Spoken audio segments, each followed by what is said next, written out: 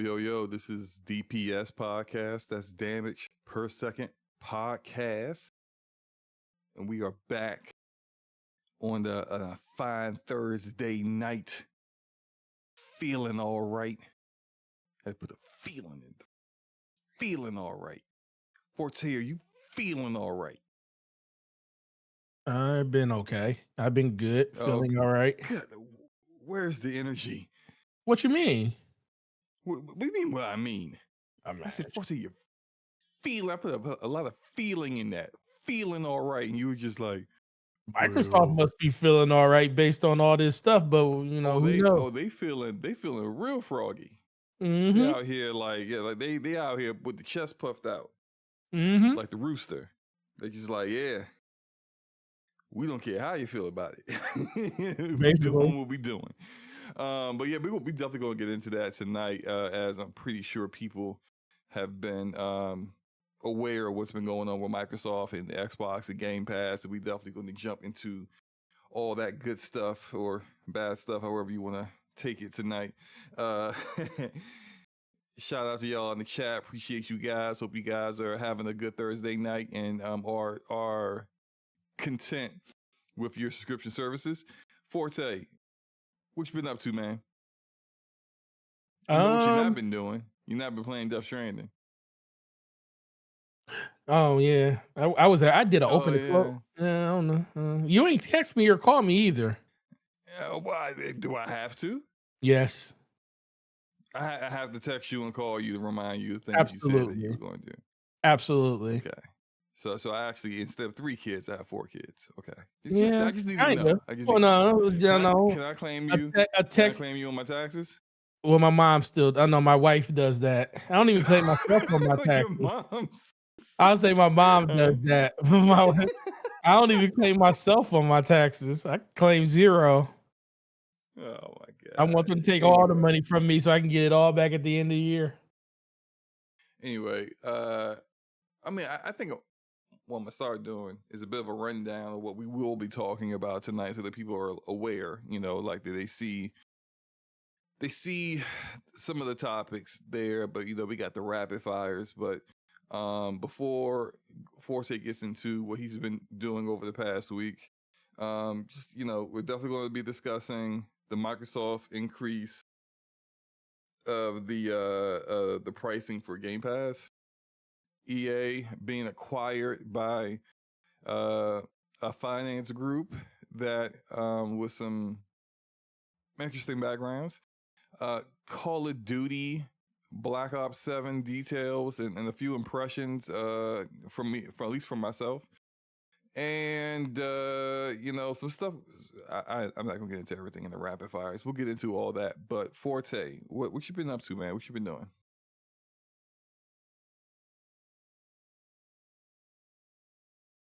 Are you good, man? Because I can't hear you. Oh, I muted myself. I thought I was muted already. What have I been doing this week? I haven't played a game this week. I haven't played a game since last week. Wow.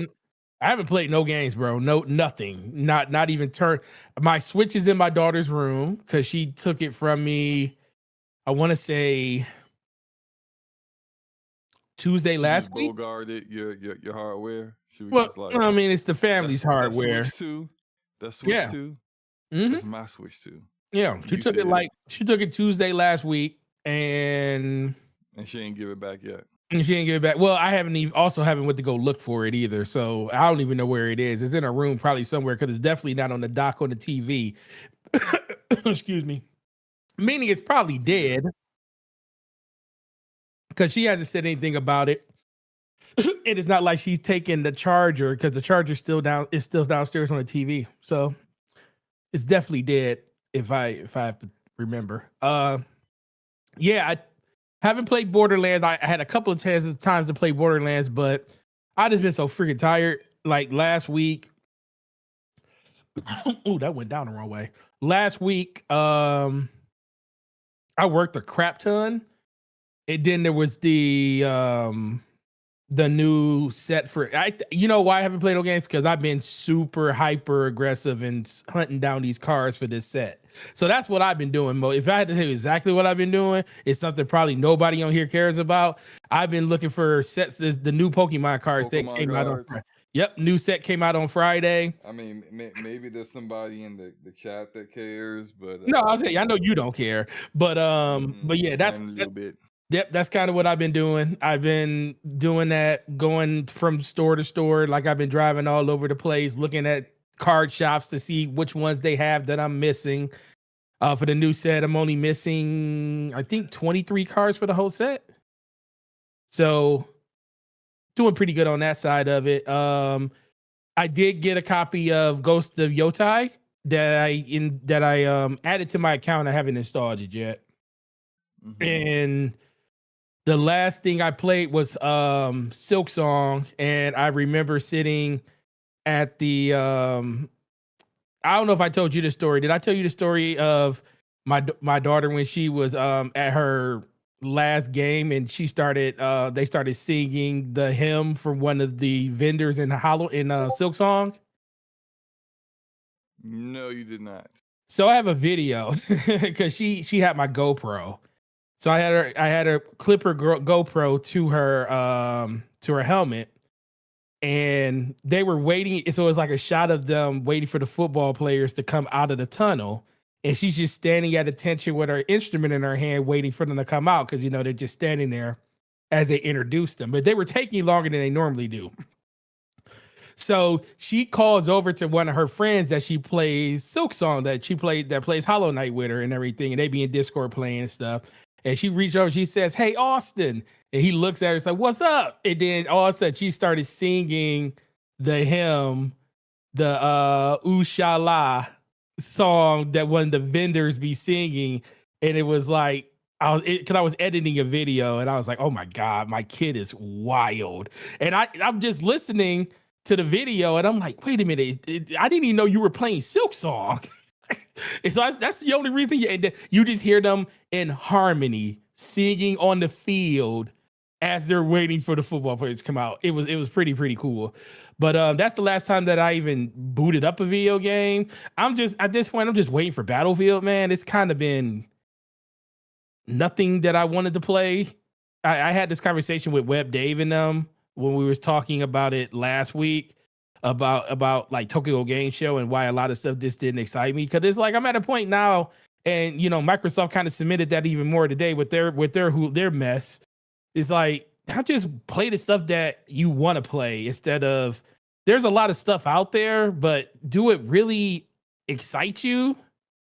I think that's kind of how it is. And for the most part, the only thing I really care about right now is Borderlands, and the only reason I didn't play that a lot last week is just because my focus was somewhere else.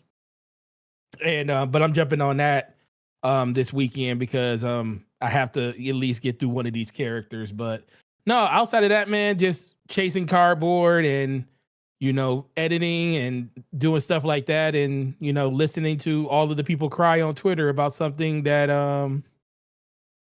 they knew was coming, but still is wrong. But it is what it is. But go ahead. I think everyone knew it was coming, but wasn't expecting the numbers that was there. Yeah. Exactly. So, we'll get into that. We'll get into that later. But what about you? What you been doing? I've been playing mostly Borderlands 4 and Fortnite. Fortnite's on the Jumbotron right now. I am trying to. I probably have enough time to do it. Like, I haven't been playing focusing too much with Fortnite, but I want to complete the battle pass to get the green and white Power Rangers before the battle pass ends. So I just gotta lock in and play it more because it's really just about time and prioritizing time for it. But there's just so much to play right now. There's so much I want to play. There's so much I wanted to go back to and replay and before I play sequels, and I just haven't done any of that. So I gotta somehow find the time to lock in. I just don't really have a lot of time as of right now. But I've been playing stuff. As I say that, then I'm gonna get into what my progress of Borderlands 4, because you'll be like, yeah, you've had the time, bro. You just ain't been putting it in other things. But So like as I said last week, I beat Borderlands 4 with the Siren. I have now beat Borderlands 4 with the Exo Soldier and with the Gravatar. And then for the fourth character, the big huge dude, I don't know what Eamon, I don't know what his classification of Vault Hunter is. I can't remember, but I just went on ahead and did the pre like level 30 character that is already in post game with him because I just didn't feel like going through the campaign again. It's a good story. It's a good campaign. Definitely better than 3, but after playing through it 3 times in the past week, I just didn't feel like doing it again. So now I'm really just kind of like grinding up to max level 50 and trying to put these builds together. They ran a patch today that buffed all the Vault Hunters and their abilities, making them stronger, which was needed because once you get to the higher levels, you just kind of start to realize these abilities don't really do as much as you would like them to do. It's really having good combinations of guns and gear and putting builds together like that with some of the skill tree in order to really be effective. And once you get into post game, you can start doing Ultimate Vault Hunters levels 1 through 5. And I'm not at 5 yet. I'm at 3 on the Siren, but I think the end game is pretty engaging. There's a lot of things that they have you do, and they got a lot of weekly and daily activity. Well, mostly weekly activities that you can engage in.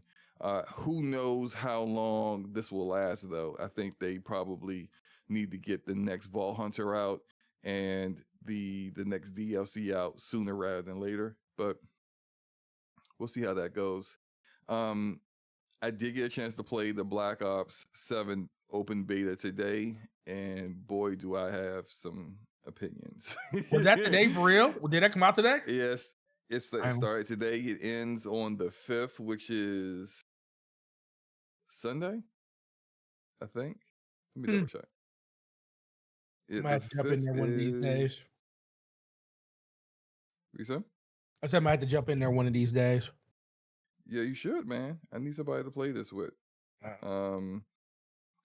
You know what? I'm just might be a wrap after Call of Battlefield comes out, though. I'm a little out of sorts, even though like my work PC is Windows 11, but I finally upgraded my gaming PC off of Windows 10 to 11. Not happy with it, but Microsoft forced my hand because they won't do updates no more.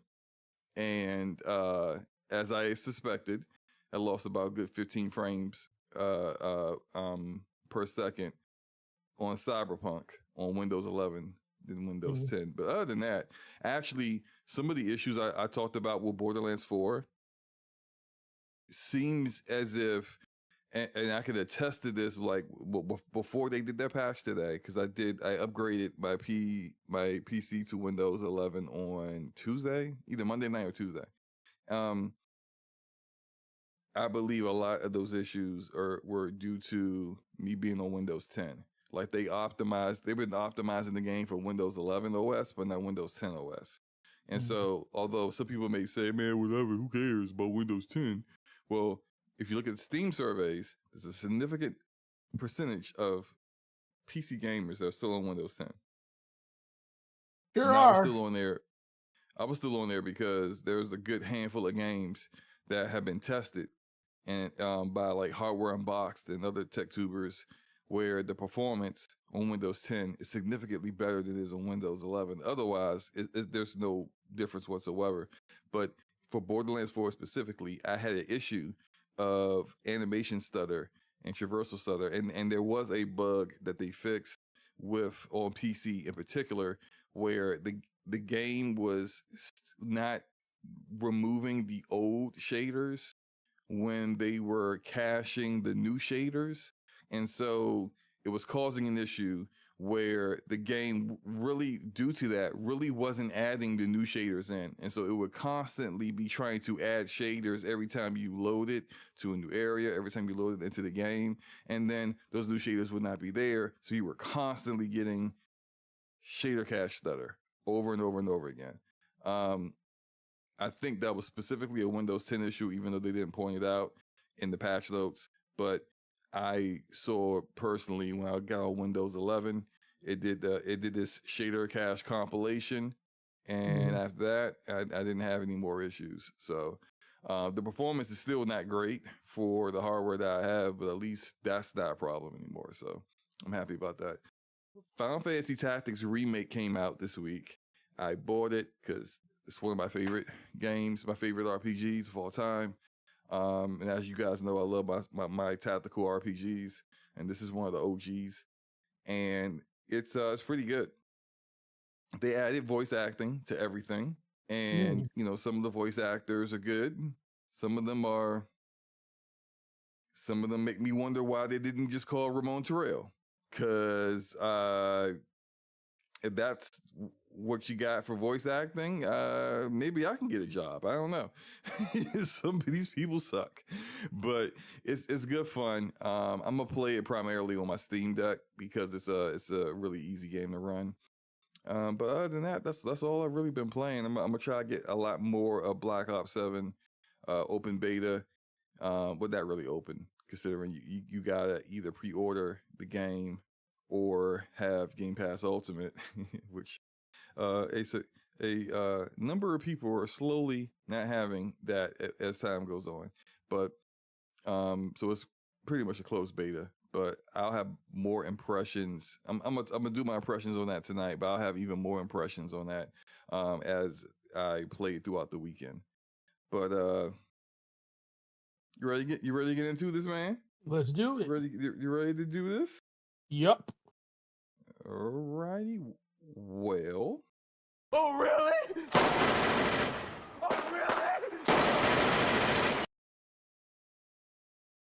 Oh really? According to a CEA report, which comes from the Tokyo Game Show that just ended, over 50% of Japanese game developers are using AI to develop their games now. And this is coming from Eurogamer, who found this report, the CEA report. But these findings are coming from 54 Japanese game companies that include Capcom, Konami, From Software, Square Enix, Sega, and many, many other developers and indie developers that are based in Japan. Forte, what are your thoughts about this? Nothing new, man. Everything's going to AI at this point. Games are going to get listen, they trying to find ways to cut. I'll put it like this because I can make this super long-winded and I don't want to do that. The easiest way to cut the overall cost of what video games are taking to make is to cut the labor.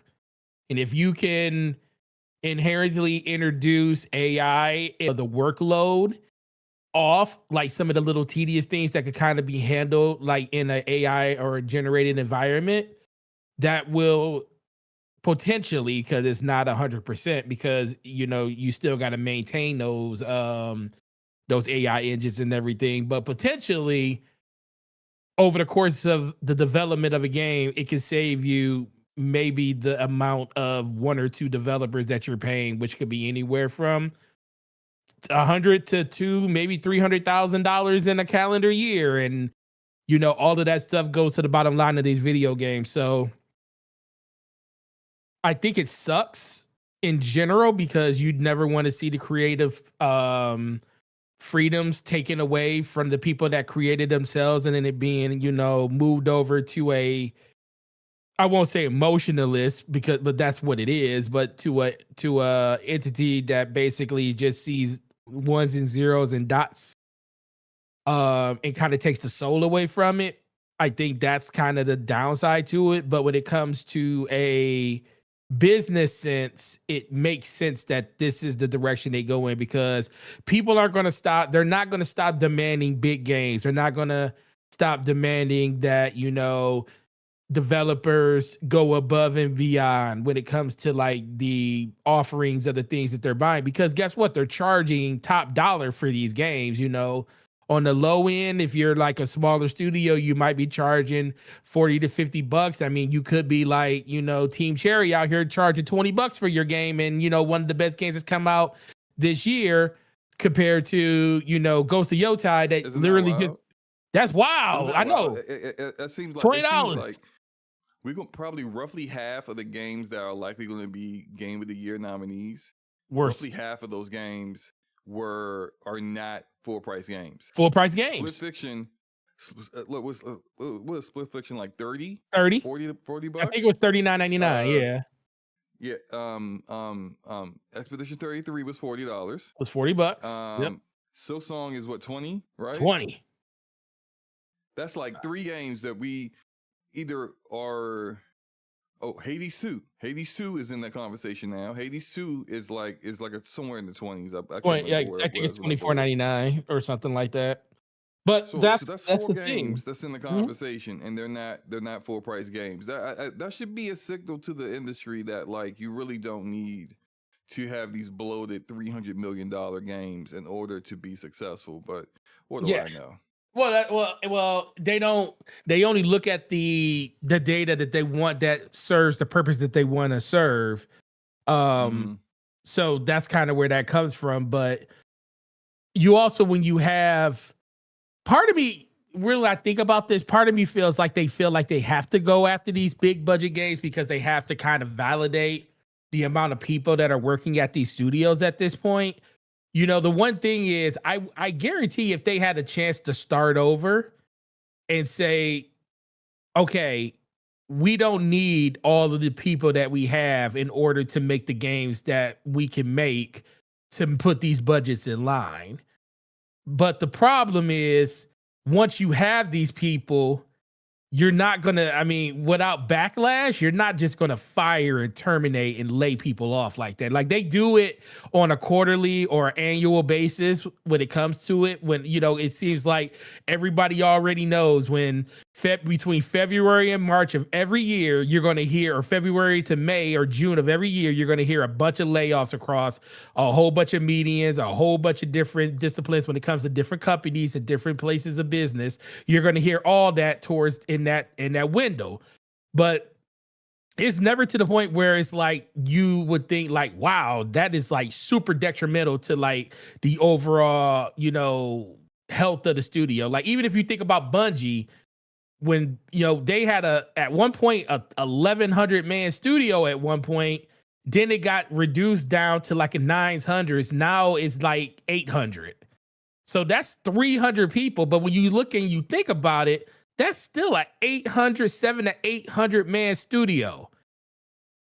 And they probably feel like they could go, probably not them because of the type of games that they make. They need a lot of people to make those games, and they can't even keep up with the content. And you already see Destiny's on fire right now. But and I know that would be a conversation for another day. But when you sit there and you think about it, a lot of studios wish they could probably go, or a lot of publishers wish they could go smaller than what they are now, but they can't because of fear of what that backlash is going to be from just the consumer, the media, by terminating as many jobs as they want to, because that's the biggest hit that happens when it comes to your development cycle, like how much you're paying people on top of all of the different, you know, systems and different, you know, parts of the games that you're trying to develop when it comes to the Q&A and the R&D and everything. So a lot of that stuff gets eaten up there. So going back to just AI in general, it's meant to be a tool to make your job easier. And it's being it supplements to, you know, basically take the load off of things that you don't have to really worry about. That's what Microsoft and Nvidia and all of these other, you know, Fortune 500, Fortune 5 companies are working on at this point because they see that's what the future is. So it makes sense, but it still sucks to see that that's the direction we're going, because it definitely impacts a lot of people's jobs. But that's the only way that this industry at this point feel like they can, you know, cut costs without, you know, dumbing, or in their eyes, dumbing down the experience that we're getting, even knowing there's studios out there that can definitely give that same experience on a lower budget. Yeah, I just real quick, my thoughts on this. I I understand that it's inevitable, like Thanos. Like AI is going to it is creeped its way into everything, in every uh um person's job, regardless of what you do. AI is now a part of it. And my job in particular, working in IT, it is. I'm kind of sick and tired of hearing about it, but it's literally everywhere, and it's affecting people's abilities to get jobs. It's affecting people's thought process of potentially moving to a different job because they aren't quite certain, how the job market is going to stabilize as. But in regards to the gaming industry, this is something that a lot of developers were afraid of when we first started to hear that AI was being used in this capacity. You can't put that genie back in a bottle. I just hope that the creativity that we see remains what it is, and because you're not getting creativity from AI, it's not capable of doing that. But if you're going to use it to make your job easier, to provide us games faster, to potentially find a way to make games less buggy when they come out at launch, because an AI algorithm could do the work of 100 Q&A testers in a faster period of time. Then all right, cool. But what I just don't want to see is just straight up copy pasta AI slop being used, thrown together, and created to simply just quickly monetize something or to steal intellectual properties from others. Recently, I saw a clip someone had posted. It was supposed to be AI doing a re-rendering of a mission in Cyberpunk. And when you looked at it, it was supposed to be a mission with the Aldecados and Pan Am. And when you looked at it, they made Pan Am's face look Asian. She's in this tank, which takes like a lot of stuff. Some of y'all know what took place in the tank. We're not going to get into details, but there's a certain section where you're fighting in a tank, and she's kind of like, instead of being in the tank, she's standing outside of it. It's just like it's just really, and I know I'm saying this is like early days of AI, but like some of this slop really is just like poorly done. And I know sometimes people just do post things like that and just go, "Oh, look what I did." It's close. That's interesting. But when it comes to developers putting it to use for games that I may potentially spend my hard-earned money on, I just kind of want to make sure that creativity is still where it is, and that what we're seeing isn't just something I'm supposed to go, "Oh, well, that was just AI, so it's okay." Like I don't want that to be people's response to just really poorly executed gaming content. So, anything else you want to say on this before we move on? No, that's it, man. Oh, really? Oh, really? Halo Studios will have a deep dive on their next Halo project. And this next Halo project will be spoken about or spoken of or be shown at whatever they choose to do at the Halo World Championships on October 24th. Forte, what do you think they're going to announce, man? Oh man, I don't know. I mean, at this point, when did Infinite come out? 2022? 2021. Series X came out in 2020. Man, 2021. Yeah, it was November 2021. 2022. Should have been definitely should have been 2022 at the earliest. But there's a lot of things they could actually introduce. I think the biggest thing is this, whatever it is, it has to be something substantial, because I feel like this will be the first thing under Halo Studios. I mean, it just basically rebranded at this point from 343, but this will be like, this is like new beginnings for them. Completely new leadership, you know, everybody that was under the helm of Halo, like Bonnie Ross and everybody, you know, that's a thing of the past now. So I think for me, the biggest thing is whatever they show, what's the passion going to be like behind it? Because I mean, I'm never going to say that the people that were working on Halo before lacked the passion, because I think a lot of those people truly wanted to, and that was like their dreams to work on it. But I also want to know, like, what's the vision of what Halo is going forward? Because I'm a realist and I know that Halo does have to change, even though I love the way that it is. But that doesn't resonate, or that type of game doesn't resonate to today's youth as it did to us growing up. So what is the next evolution of the Master Chief? Now, they've done a whole bunch of tragic things to the Halo franchise, namely that TV show. So they're already fighting an uphill battle when it comes to like the hardcore. And I don't think people really understand what that means. Like they say, well, you know, hardcore Halo fans don't want it to change because that's what they're used to. No, but those are the ones that are going to usher the next generation in their excitement for what's happening.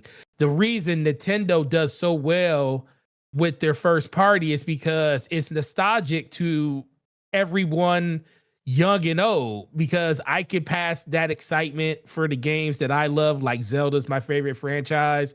I can pass that excitement down to my kids. And even if they don't latch on to Zelda, they may find that game that they love. Like my kids love Kirby. So that is probably going to be what they love. Kirby too. Yeah, they love Kirby. They love Pokemon. They love, like, my wife's favorite Pokemon is Jigglypuff, and she loves Wigglypuff. She's like Jigglypuff. So I'm like, what? I know about Jigglypuff. There's a Wigglypuff. Wigglytuff is the evolution. Wigglytuff. Wigglytuff, dog. Wigglytuff is. I hate this stuff. Wigglytuff is awesome, bro. You should see the card that they got out for him. It's a picture of Wigglytuff in the middle with a bunch of wiggly Jigglypuffs around him, and they're singing on the card. It's so cool. Lord. But see, that's the thing. You don't know. But see, like I said, that's the thing that, like, unless you're in it, you don't really know about it, but you can see why people love what they love and the things that kind of, you know, keep, you know, the generations moving forward, because you pass that on to people. Maybe you didn't know about that, but there's a bunch of other people out there that knows about it, and that's what keeps it going. So I want to know what the next thing that they can do. I think Battle Royale is one thing they could do, but I also think that it's a little too late for that, because I think I don't think this is the best time to bring a Battle Royale into market for Halo, because I just don't know how it would function. Now they could prove me wrong, because like I said, I don't know what they could do. Okay, do you feel the same about Battlefield? Because Battlefield's I do. A Battle Royale. No, I do. I do feel neither one of them should do a Battle Royale. No, I don't. I'm never going to say they shouldn't do it. I just don't know I just don't know what they could do to pull away from the ones that people play all the time. Because this is the thing. It's all about the thing about a Battle Royale is you're fighting for people's time. It's not even if your game is good. It's what are you going to do to take people away from something else? Like, Fortnite has been around forever, and everybody's been trying to pull away from that player base. Call of Duty has done it a little bit, but, you know, even that's kind of, you know, fallen by the wayside a little bit, but a lot of people still play it. So it's never to say they shouldn't do it. It's just, I just wonder, like, what can they do differently that would spark an interest in it? And if anything, and I will say this, if anybody can do it, I do think the Halo franchise can, but I just haven't seen enough from them in just the overall, their ability to, like, craft an experience that's unique and different enough. Like, if you think about the biggest thing that they did in Halo Infinite was they added the grappling hook, which is a game changer. Which It would have is. also been which would have been a huge game changer if they would have had a battle royale for Infinite. Because I think that would have definitely been Well, that was the something. game plan, but like It again, was. it's about execution. It's about Right. management. Exactly. I know this might seem somewhat unpopular opinion, but I think 343 Industries was a talented developer. I feel like in a lot of ways they were a talented developer that never really got the Never realized their opportunity. potential. Exactly, and Yeah, I think agree. part of that is due to some of the leadership. Yep. And I think another part of that is due to their inability to sometimes tell the Halo community to just shut up. Yeah. Because I think that like when I've seen posts this year, matter of fact, I forget this year, in the past week, I've seen posts still from some of these Halo stands.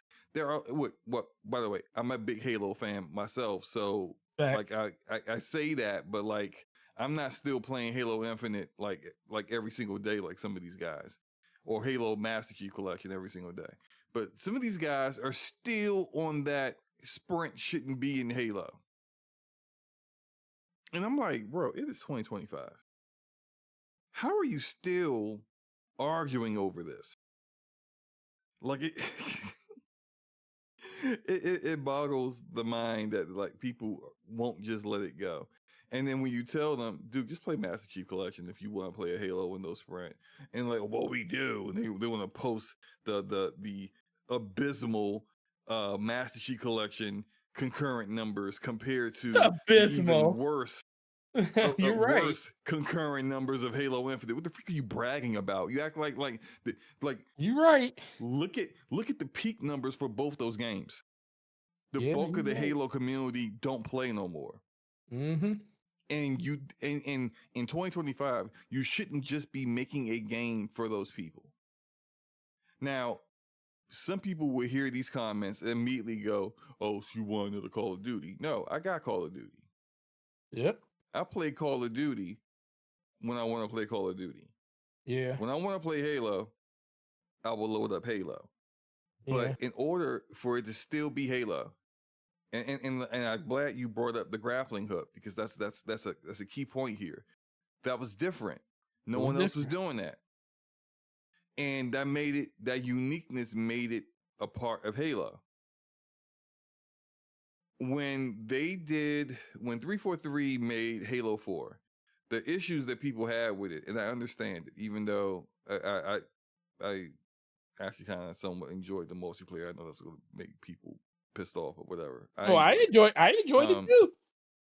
Yeah, you can't say that though, because the Halo community will treat you like a pariah, you know, and blacklist you if you say that. He said blacklist you. But I understand there are issues with it, and I think their issues are valid, because they were not trying to be Halo, they were trying to be Call of Duty. Yes. And so when you have a shooter that came out in 2003, 2001, 2003, it's too outdated. Like even if you go back on Master Chief Collection and play Halo Combat Evolved with the original controls, you'd be like, I played like this? Like, because it's different than it is now. They've all even made some differences even compared to then. And there needs to be more changes in order to keep it current, to keep it modern, because really, although I am 44 years old and Forte is 64, what? We are not. I'm kidding. I know you're not. You're 45, but like we are not. We are not who Halo Studios should be targeting. No. Like they should be making sure that we get a game that respects where this game came from, and the foundation and the roots of it is still Halo. But they need to be targeting other communities that will play this game longer, that are have more free time to play it the way live service games are played. who have the potentially, like the disposable income like we do, they need to be targeting teens and young adults who basically look at Halo like their dad's shooter. It's the dad shooter. And that's a bad look to have, to be the dad shooter.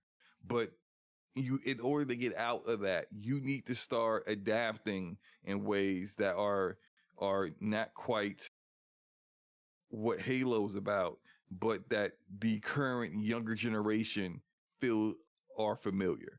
And what I mean by that, I'm not saying to copy Fortnite and Call of Duty and Battlefield and whatever the heck else. I'm not saying do that. What I am saying is you need to come up with unique features, unique gameplay designs that they don't have. So you need to marry these two ideas, something that is modern with something that is also unique that no one else is doing. That's the only way you're going to get people to play Halo. Because if you just try to turn Halo into Battlefield, the Battlefield guys will play it. And then when Battlefield is ready to go, drops a new season or whatever, they're going to just go back to Battlefield. Because if you made a Battlefield game with a Halo skin, they don't care about Halo. They're just going to leave. They're going to go back to doing what they normally do. It's the same thing with Call of Duty. So you got to come up with something that's going to be fresh, unique, but still Halo. And hopefully they do that. I would love to see Halo back. I actually been itching to kind of get back. This footage is old. This is like really old footage. I don't even know what year this is from. But I'm kind of itching to go back into Halo Infinite and play a little. But we should go back. Man, I don't know if I want to deal with the sweats, man. Listen. The sweats going to have me sweating, man. You're right. They are. I mean, I need to get my legs under me. Unlearn some of the muscle memory I got from Call of Duty and other shooters, and because Halo plays so differently than the other ones. But yeah, that's all I got, man. Anything else you want to say before we move on? Oh, let's go. I'm good. Oh, really? Oh, really? So, Prototype. You remember Prototype? I do. Well, Prototype on Steam has received an update with credits that are referencing Ubisoft Connect and Iron Galaxy Studios. And if you were familiar with Iron Galaxy, you know that they are a very well-known support studio, and sometimes they do ports. And so this is leaning a lot of people in the direction that there may be a remaster or a remake of Prototype in the future, or at least an update, on the PC side of things, to kind of maybe get a texture pack or whatever, update the game's visuals or whatever. I doubt they would do that for free, so it probably will end up being a more fleshed out update. But would you be interested in playing a remake or a remaster of Prototype? You said when we say remake, that's a very loose term now. These as of late. Well, but not for me. I've always had the idea that remake is a full from the ground up. That's what I'm saying. Are we talking about a full from the ground up reimagined of the game? And right. And so, another thing about a remake is that a remake would take outdated combat mechanics and game design and upgrade it for current day, work. So, for example, how with the Resident Evil games, they took the tank controls out and they put in the they took the tank controls out and they put in the what should we call it? The more modern control of how to play Resident Evil, and that was necessary because those tank controls sucked. Yes, they did. They still suck. They still ain't no better, bro. But they still suck. So I think that is the that's what a remake is. A remaster is it's the same game, the same outdated level design, the same everything. It's just all they did was give it a fresh coat of paint. Mhm. They updated the textures for more modern hardware that can handle more. They made sure the performance is smooth. They like it may have been a game that was locked to 30 FPS back in the day, but now it's on 60 or higher. You know what I mean? Like that's a remaster. Right. They don't change anything. They just made it look closer to what a modern game looks like. And so I would rather a remake than a remaster because like although I have not played Prototype in over a decade, I feel like a lot of what Prototype was like Crackdown with a cooler character with great cool abilities, but like this big open sandbox, and you're just so ultra powerful, and you could like start a fight, take on an entire army, and then go steal the appearance of some civilian and just be walking down the street, and they just run right past you. Mhm. Like I had fun doing stuff like that in Prototype, but like outside of that, I can't really remember what the story was about. I can't really remember how he even got his daggone powers. I don't know what the issue was. I remember his abilities were cool, but like other than that, like I just don't really remember much. And I kind of feel like they could flesh some things out, make things a little bit better. What the thing is? Would you even want to play it? Ooh, that's an even better question. Um, See, that's the thing. Cityscape games like that, open environments, like unless they are doing something different, like okay, this is the reason people love Spider-Man. Like if I think about that, I love Spider-Man. I loved Infamous, even Infamous Second Son, because of your abilities, the things you could do in the world, the interesting story. The thing is, Prototype had a really good, interesting story that I really, really like. It just really comes down, does that story stand up today? Like, I would say no. and that's what it is for me. So we need a full on remake. Yeah, Or exactly. a reboot. How about Yeah, reboot? yeah, So it's yeah. like Because the gameplay, I think, is really good. Like that's the one thing that you love doing in Prototype and 1 and 2 was running around the environments. I thought that was really, really cool. But does the story stand up? It's just like if you think of another game like the Just Cause games. I think the Just Cause games are freaking incredible when it comes to a gameplay standard. But will that story stand up today?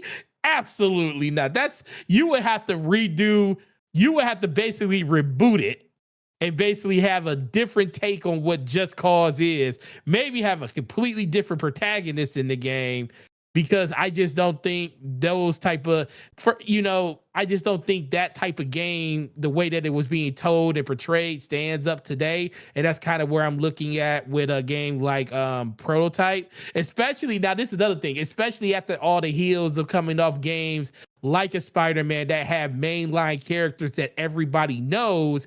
And that is what introduced them into a game like that. Like when we were younger, games like that were revolutionary because there was nothing like an open world environment that you could pretty much do anything you wanted to do in. We see games like that all the time now. So now you got to you got to find that way to make your character stand out even more, because character development in a game like this is truly what it would take in order to get people super interested in it, or a huge name behind it like Assassin's Creed or something. If you're not one of those type of things, you have an uphill battle. I know a lot of people would probably try to I won't even say try. There's a lot of people that would actually buy and play Prototype because they reminisce of what it used to be, but I don't know if it would hit the masses because it doesn't have the name behind it, unless they go back and, like you said, do a full reboot of it and turn it into something that is amazing looking, and it's something you just can't ignore at that point because visuals sell everything, and then the story be damned at that point. Unfortunately. All right. Let's get into it, man. Uh-oh. Let's get into these main topics. Real what topics? what people are here to hear, man. They what they here to see. Or not see. Let's talk about this Black Ops 7 beta. Let me get into some details that was revealed at like some kind of like live presentation podcast thing prior to the beta going live today. I'll get into some of the details on that, and then I can discuss my impressions on it. You haven't played anything this week, so pretty much you haven't touched it yet, right? Yeah, I haven't touched it yet. Yeah. Do you even have it installed? Yeah, I saw the game installed. Yeah. Well, actually, do you still have Call of Duty HQ installed? Because it's in there. The beta. Yeah. I have it already. I still have it installed. I didn't delete it now. Okay, just making sure. So again, this week they had a COD Next 2025 event in Las Vegas, and they revealed some details of the game ahead of its November 14th launch. For the multiplayer, the game is going to launch with 18 core 6v6 maps, including remastered throwbacks from Black Ops 2 like Raid, Express, and Hijacked.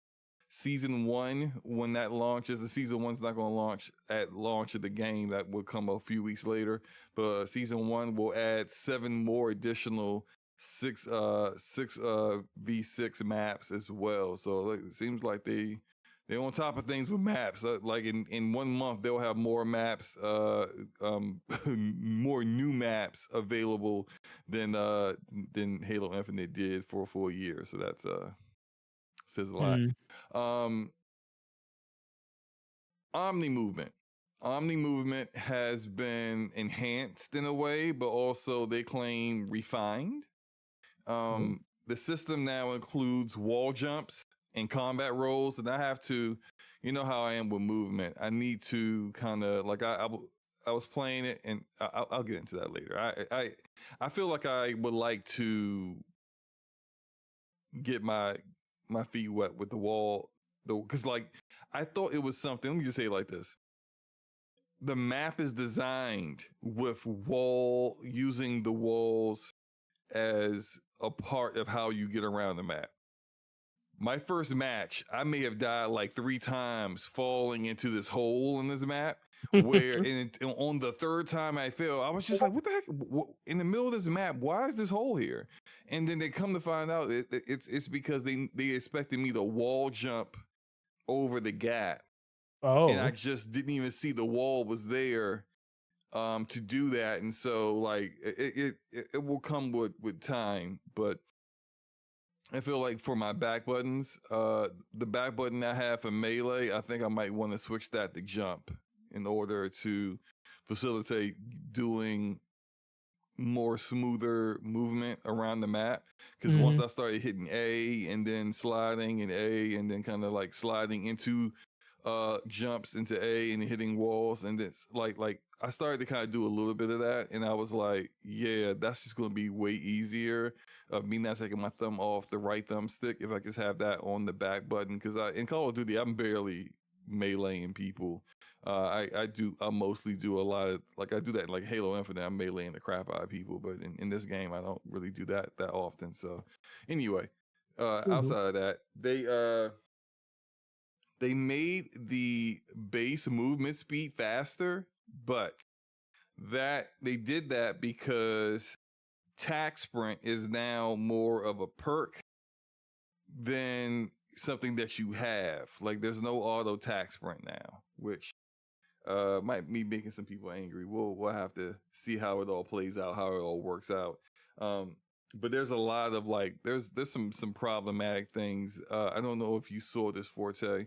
I've only played 2 matches, by the way. Like I just basically tried to get in there with my busy day today to get at least 1 match recorded so I could have some footage for tonight. I'll play it way more this weekend. I haven't run into some of these problematic things. But prior to me being able to play the beta, a lot of content creators already had access to it behind the scenes. And one content creator in particular had, this is going to piss you off, Forte. He had a sniper rifle. Oh, Lord. And he had an attachment on the sniper rifle Uh-huh. that allowed him, basically his wall hack. He's seeing the other team outline, like X-ray vision of another team through walls as he aims down sight. But that's not all. Oh, Lord. Forte, he can kill them through walls with this sniper rifle. I'm talking about shooting through floors, multiple walls, foundations, all that. Just aiming and shooting. So people are sliding around corners, getting hit, don't know where they're getting hit from. This is essentially what used to happen when I played old school Modern Warfare 2 back in the day, and dudes was hacking on consoles, by the way, people. Hacking, just so people understand that people be hacking, right? Hacking is everywhere. Hacking, right, everywhere. And then you look at the kill cam and they just staring at a wall, shooting at the floor, but they're getting kills because they're cheating, right? That's what it looked like. And I'm just like, this can't be real. There's just no way they will allow this. But then, like, the people who told me about it, when they were telling me, I was just like, nah, look, I think y'all misunderstanding what's happening here. In my ignorance, I ain't even seen the clip yet. And they're just like, no, SloMo, look at the clip. And I looked at the clip and I'm like, oh, hell no. Oh, hell no. That needs to be changed. Like, I'm already getting into it, my thoughts on this. Matter of fact, let's just go ahead and do it. I don't like this beta so far. I am not happy. We have finally gotten there. I am not happy. I did 2 matches. I'm not happy that you're basically like, it was like with Black Ops 6, it was okay. All right, so Omni movement's a thing. You didn't really have to do it though. You could do it if you want to. It wasn't really necessary. Nope, it wasn't. Now, it's kind of necessary because you've incorporated the need to do wall jumping and using and running on walls or whatever to get around the map. Right. Okay. So I have to use this. So I need to adjust, which is fine. I'm always saying, don't complain if you're struggling. Just get better. Just adjust. Just do whatever you need to do. Just get better. Dominate again like you were before. Anything else is just you making excuses because you don't want to adapt. And that's fine. But there just comes a line of the competitive balance where it's just like that sniper rifle thing, not cool. That has got to go. The fact that that's even in the game and they actually like planned it out, designed it, created it, and put it in the game says a lot about where they are right now, which is Fruit Loops. Like they're freaking out of their mind right now, and they're really making a lot of people want to just say, you know what? Just come see me on Battlefield 6. I'm good. Like a lot of people are going to be like with this are going to be feeling like that. I felt every year of Call of Duty for the past 3 or 4 years, I feel like the guns get worse. These guns, and I know it's kind of supposed to be somewhat futuristic, but why aren't they good though? I mean, like you're supposed to be different, fine, but like these guns kind of suck, man. I'm not really feeling that, and I know it's just 2 matches, but I'm a little irked. I'm a little perturbed. Like I did decent in both matches. I actually did in this one. I did better than the first one. The first one I did all right. This one I did much better, but it's not really. I only did 2 matches, so I get it. Like I haven't had a lot of time in it. Maybe I feel differently as I play it this weekend. But so far, I'm not really feeling it right now. Yeah, and maybe that has something to do with the fact that I haven't really been playing Call of Duty. I didn't get the past couple of battle passes. Didn't feel the need that it was necessary. I'm going to play this at launch, but I'm just I might have to take another Call of Duty hiatus because like I took a long hiatus from the Modern Warfare 2 and old Black Ops days. Took a super long hiatus from then, and then I came back, and now I've been on it pretty heavy since like Modern Warfare 2. The latest Modern Warfare 2. I've been on COD, pretty consistently since then. But now I'm just kind of like, they just really annoying me, irking me with, and I just, Say it with your chest, I'm not pleased, man. I'm just not pleased with where it's at right now. But I don't know. Forte, what are your thoughts? You haven't played it yet, but you can see my gameplay. What are your thoughts on Black Ops 7? One more person getting closer. And sniper rifles. You already know how I feel about sniper rifles and running around with them. Clear across the map and through multiple walls, man. What are your thoughts? At least I can understand a shotgun point blanking somebody from down the hallway if you're using buckshots. I just never understood running around with a 50 cal Barrett that weighs more than you and no scoping and quit scoping people, and then listening to what you're talking about is wild. I don't know. The thing is with Call of Duty at this point, you jump on it to have fun. Yeah. Shout out the Lemon in the chat. Shout out the Flood. Lemon in the house. Arcade, Soil Tech. What's up, fellas? Just wanted to, shout out. Lemon, you gonna be on that battlefield with us, Lemon? Lemon gonna be on that battlefield with us every day, bro. I'm telling you. Yeah, you saw what he said about that. He saw the clip of that weapon too. He said, "F that weapon, Battlefield 6 all day." Man, you ain't gonna have no sniper rifles shooting through 5 tanks and hitting you in the head. It don't even make any daggone sense. How does a bullet travel through concrete and stay accurate and hit someone in the head? How does that make any sense? Was it an adamantium bullet? Like, what are we talking about here? Like, it's just silliest, stupid nonsense going on right now, man. I'm highly perturbed. I'm trying to keep it together, but I would like Call of Duty to not be complete doo-doo chunks this year. But Lord, I don't feel very, very confident about that. I interrupted. No, you're good. I'm with you, bro. You spitting right now, and I think in general that's what it really comes down to. Like I like playing Call of Duty, but I also am not the person that's going to sit. Like, you could jump on and play Call of Duty and be by yourself and just play the game for hours. Me, I have to have another person there because I feel like if it wasn't like SloMo, honestly, if it wasn't for you, bro, I would never play Call of Duty because it's. But we know it's like the reverse when it comes to Battlefield. Although with the 6 beta, I definitely was playing by myself, which kind of shows how much I enjoy myself. But pause. Big pause. There's a lot of your skills in there. But like, you play Battlefield 2042 on your own a lot, and you got like way a lot, right?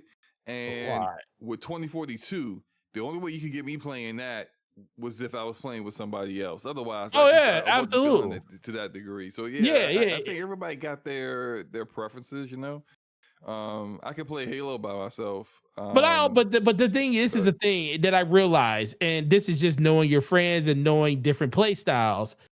Call of Duty fits your play style. Your play style fits what Call of Duty is. The problem or the question is going to really come down to is, when is there going to be another game that fits your play style that's in that same vein of military type games that's going to come out that's going to make you not play Call of Duty?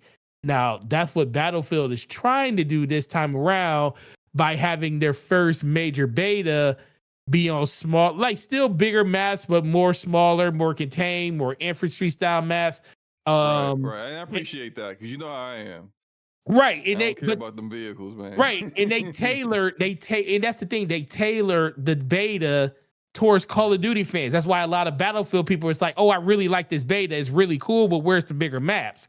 Well, I knew as a Battlefield fan, this beta isn't aimed towards me because what did I tell you some before we even played the beta? I was like, as long as the gameplay is good and as long as the servers work, I'm good.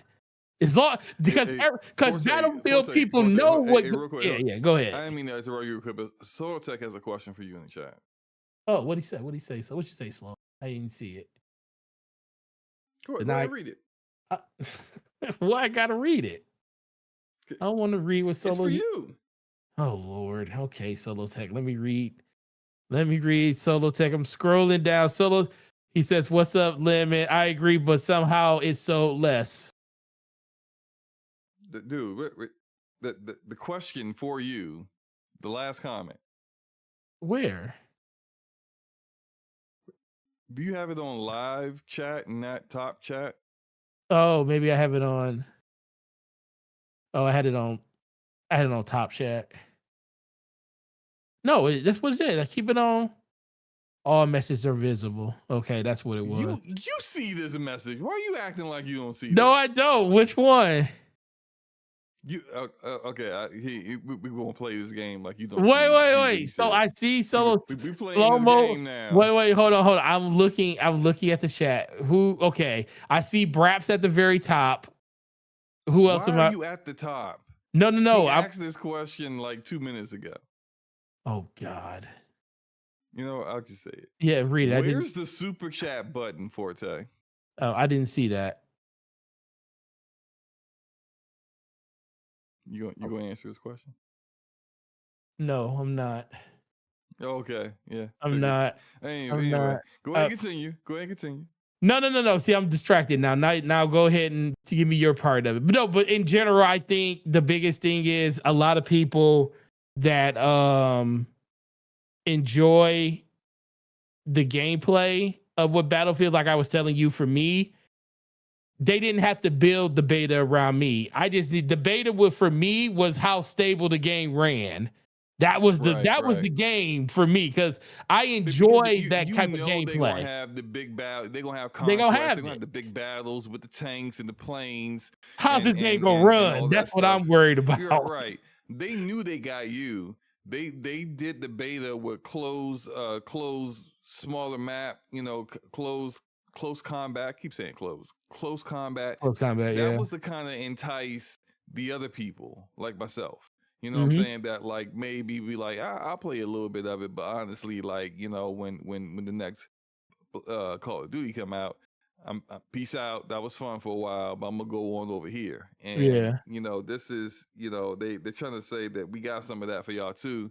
But what I do appreciate is that they, you know, I know we're talking a lot of Battlefield right now, but like a lot of their comments it's a better recently game talking right now, about, it seems. But go ahead. I mean, it does kind of seem that way, but a lot of their comments recently talking about how they noticed a lot of people were playing movement-wise Battlefield 6 like they were playing Call of Duty, and that wasn't really their intention to have. So they kind of nerfed some elements and took away some of the very dynamic movements that people can master to really get an edge on other people, which there's nothing wrong with that, you know, in Call of Duty, or even I would say like movement's important in every shooter. But like you don't want every shooter to feel the same and for its movement to feel the same. So I anticipate when I play Battlefield, I don't expect to be able to like freaking like drop shot dudes from you know around the corner. I'm not expecting to do that kind of stuff, and I don't really want to, because like if I want to do that, then I'm just going to play Call of Duty. Right. You know, I want to be a bit more tactical. I want to be able to, you know, utilize my squad and have teamwork better. You know, like that. All that stuff is not necessary in Call of Duty, but it is in Battlefield if you want to be good. So. Yeah. I agree. What's up, Ramon? How's it going, man? What's up, Ramon? Go ahead.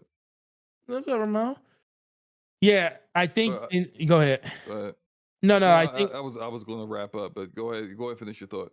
No, I said I think in general that's what it ultimately is going to come down to. I mean, I applaud them for trying different things. It just really comes down to at a certain point, man, it people are just going to get tired of this, and it's kind of like how Borderlands, like remember you playing Borderlands, you said it feels like the weapons are like a bit like you said, the weapons and abilities and everything aren't just living up to what the fantasy of Borderlands is. You see, they put a patch out because people that know that play the game all the time, that is something that they notice. So yes, you in 2 games, it's only been 2 games, but you know what Call of Duty feels like. And if you're experiencing that off the back, it's not like you haven't played Call of Duty in 2 years or even a year. You just haven't played in the last 3-4 months or 2 months. But you still know what it feels like. So when it feels off to you, or it feels like they're doing, or no one's ever going to try to say not to try to, mess with the apple cart and, mess with the overall way that the game feels and plays, because that's how you entice more people to come back to the game. But that's the thing that tethers people to the experience of what they have. And if they change it too much, they may lose people, but they also may gain people too. So just because it changes doesn't mean it's a bad thing. It might just be not for you anymore. And that's kind of what I want people to understand. Just because it's changing doesn't mean it's bad. It just means it's not targeted towards you. And your biggest thing is, do you want to adapt to what that new thing is, or do you want to move on to something else? And that's the decision that people need to do in the future. I think it's a balance to it though, because this is agree. Like I don't mind adapting. Like I said, like I was talking about putting jump on one of my back buttons instead of melee to kind of like get used to the movement differently. I have no problem with that. Like the movement, I love Call of Duty's movement. I know some people hate it, but I think that's where the skill gap comes in. So is what it is. But my issue is just some of these weapons and how they are the game is designing around these weapons. Like when I describe that sniper rifle, a lot of people could pretty much probably have PTSD to dealing with a cheater doing exactly that in a game. Being able to see everyone on the entire map through walls and shooting everyone through walls is literally what we've seen cheaters do in these games. And for them to implement that in the game, and it's not just like a kind of thing where, you know how in Black Ops 6 you had the what is it called? The that gun. You know, it could be a kill streak. You know, there's like this pistol. And it's a one-shot kill. If it hits you, it's a wrap for you. You're dead. But it's like it's only a kill streak. And once you run out of ammo, there isn't like any picking up any more ammo for this and continuing on. Right. This was a weapon that the guy was going around shooting people through walls, seeing everyone running around clear across the map, wiping people out, and then he ran over some ammo, picked up some more ammo, reloaded, and continued on. Just no. I'm not like if that's in the game, I'm definitely gonna be on Battlefield. I'm not dealing with that nonsense. It's just not. No, it's not gonna be me. Not at all. Yeah, I'm not doing that. So I'll that blame needs you. to be addressed ASAP, which I think it will, because I remember I can't remember if it was Modern Warfare 3 or Modern Warfare 2. I think it was Modern Warfare 3. They had this SMG in the game. I think it was the Jackal. And that thing, I don't know what they were thinking with that in the beta. This thing had the damage range of like a DMR, no recoil, with the fire rate of a SMG. And it was just like, what are you doing? This thing, like, it was way overtuned. It was completely broken. And everyone was using it, of course, in the beta. And like that was like, what's the purpose of having other weapons if everyone's just going to use this one? Because like it's There's just no reason to use anything else. So of course, Right. they nerfed it to hell. They nerfed it, and it wasn't even like I say it wasn't even top 5 SMG to play in the game when it came out, and probably actually didn't stay a major SMG to use in the game going forward. It's you got to do something similar with this business here with Black Ops 7 and these weapons, because it's just not, it ain't good look, man. Anything else you want to say on this before we move on to the next one? No, that's it. All right. Whoops, I crossed out the wrong one. Where is it? There we go. Okay. EA. Electronic Arts. Let's discuss this. Let's discuss. A group of investors, including private equity firm Silver Lake and Saudi Arabia's Public Investment Fund, have acquired Electronic Arts /EA for $55 billion as a private purchase. So this takes EA off the public market. So EA will no longer be beholden to stupid shareholders that don't know anything about gaming. But if you really look into this, they may be beholden to something else that people may not be too happy with. But we'll get into the details here. In addition to that 55 billion, 20 billion of that 55 billion is debt, because they used 20 billion from JP Morgan Chase Bank to help finance this acquisition. So what does this mean?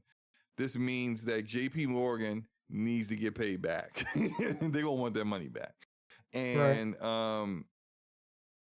so something interesting here is that EA needs to pay back JP Morgan $18 billion of what is to be expected to be funded at close. And they need to pay that back by the Q1 of 2027. And so this has got a lot of people wondering, what's EA going to do to be able to make that money back? Because EA, the publisher, makes a lot of money, but from now to 2027, it's a little hard to believe that they can pull together, just based off of their normal business, pull together 18 billion. EA's CEO, Andrew Wilson, put out a statement that he'll be continuing on as CEO. He claims, looking ahead, we will continue to push the boundaries of entertainment, sports, and technology, unlocking new opportunities. Together with our partners, we will create transformative experiences to inspire generations to come. I am more energized than ever about the future we are building.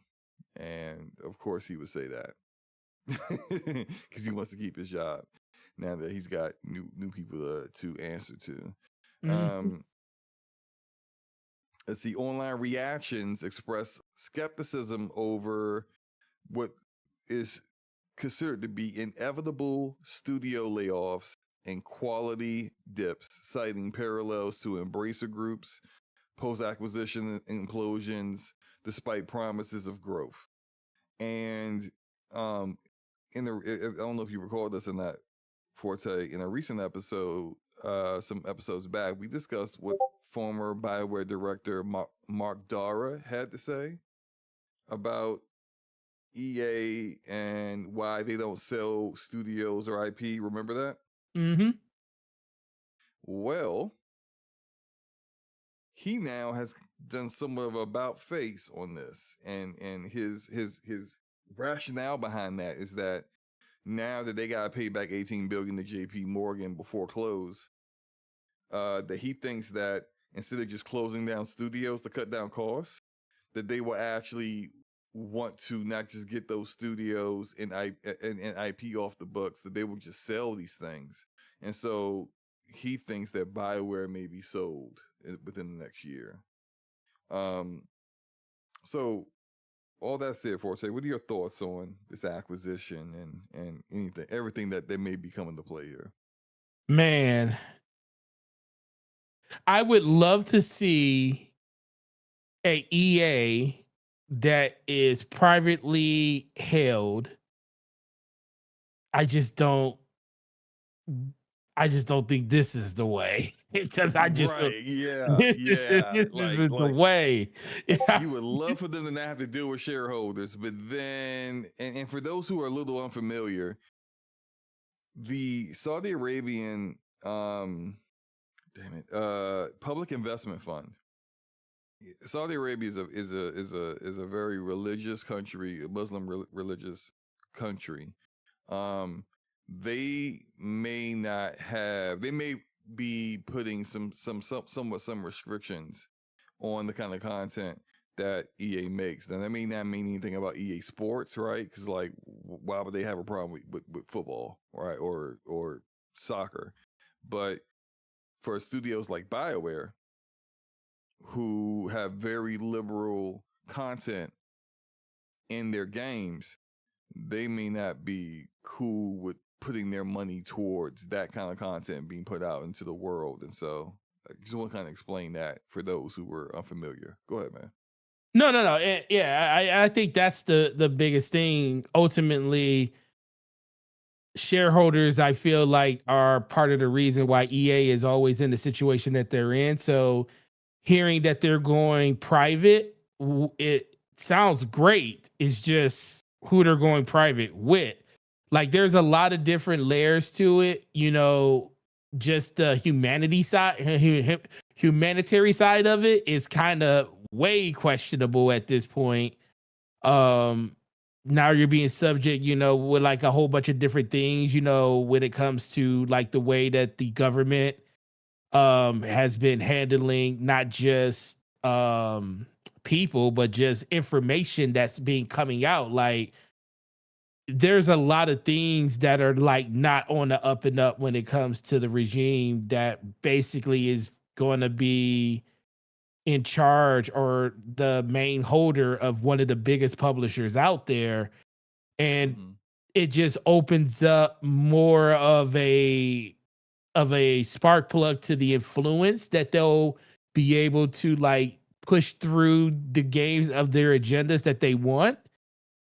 I start thinking, like you said, the first studio I thought about was BioWare. I was like, BioWare hasn't really lived up to the billing that they are supposed to. I mean, yeah, what was it? The Dragon Age actually was pretty. Veilguard. Yeah, Veilguard was actually a pretty good series. Yeah, the whole series. Yeah, go ahead. But the whole series has characters of various different sexual orientations, various different genders, a lot of content that, like, for someone who is of the Islamic faith, you would not agree with. And a lot of the grifters made a big deal about the Veilguard and kind of proved that, like, they hadn't played a single Dragon Age game, or if they did, they played like parts of Origins and never finished it. But like, all their games have been like that. Like, right. All their games have, like, that's not like Tosh, the trans character in Veilguard. It's not even the first trans character in the series. There was one in Inquisition, but they, can't tell these people who don't play games that. Nope. What do they know? So yeah, I agree. Like, that, this looks like something that's just, I think by the time they close, they're not, like, BioWare won't be a part of the company. And whether that is, what is this? Do we have a super chat? I forgot what that looked like. I don't even know if I still got the alerts to pop up. Shout out to Game and Forte with the $2 super chat. Hit the like button, people. We appreciate you. And the heart emoji. We back up on super chats. Go ahead and do the thing. I feel with, and look, and this is, I feel like for example, EA Originals. So EA Originals is EA publishing the games of indie developers. What's the name of Joseph Ferry's studio? I can't remember the name of it. Is it I can't remember the name of the studio. So Oh, Joseph Hazelight? Fair, Is it Hazelight, Haze? Hazelight. It is Okay, Hazelight all right. Studios. I feel like Hazelight's probably safe because when you Yeah. look at No Way Out, you look at well, maybe not Split Fiction because Split Fiction is Split Fiction probably is okay, but like they're probably fine. But BioWare, and I think BioWare is in trouble. I feel like they need to. Hopefully they would just sell the studio and or at the very least, because I don't think BioWare is as good as what they used to be. Sell the IP to someone who would put it to use. Dragon Age, Jade Empire, Mass Effect.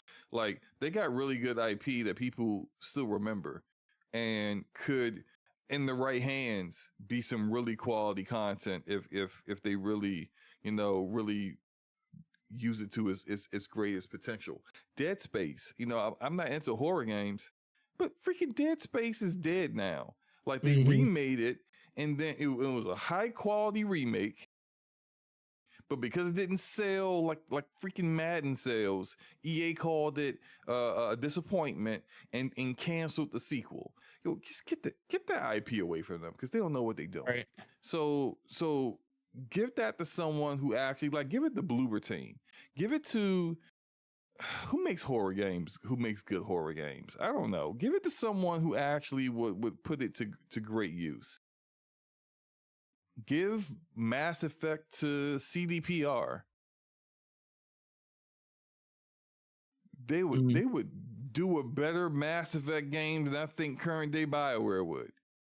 Give Dragon Age to Larian. Let Larian do a Dragon Age Origins remake. They would kill it. They would nail that. These IP could be far better, well known and better use as of now if they were put in better hands.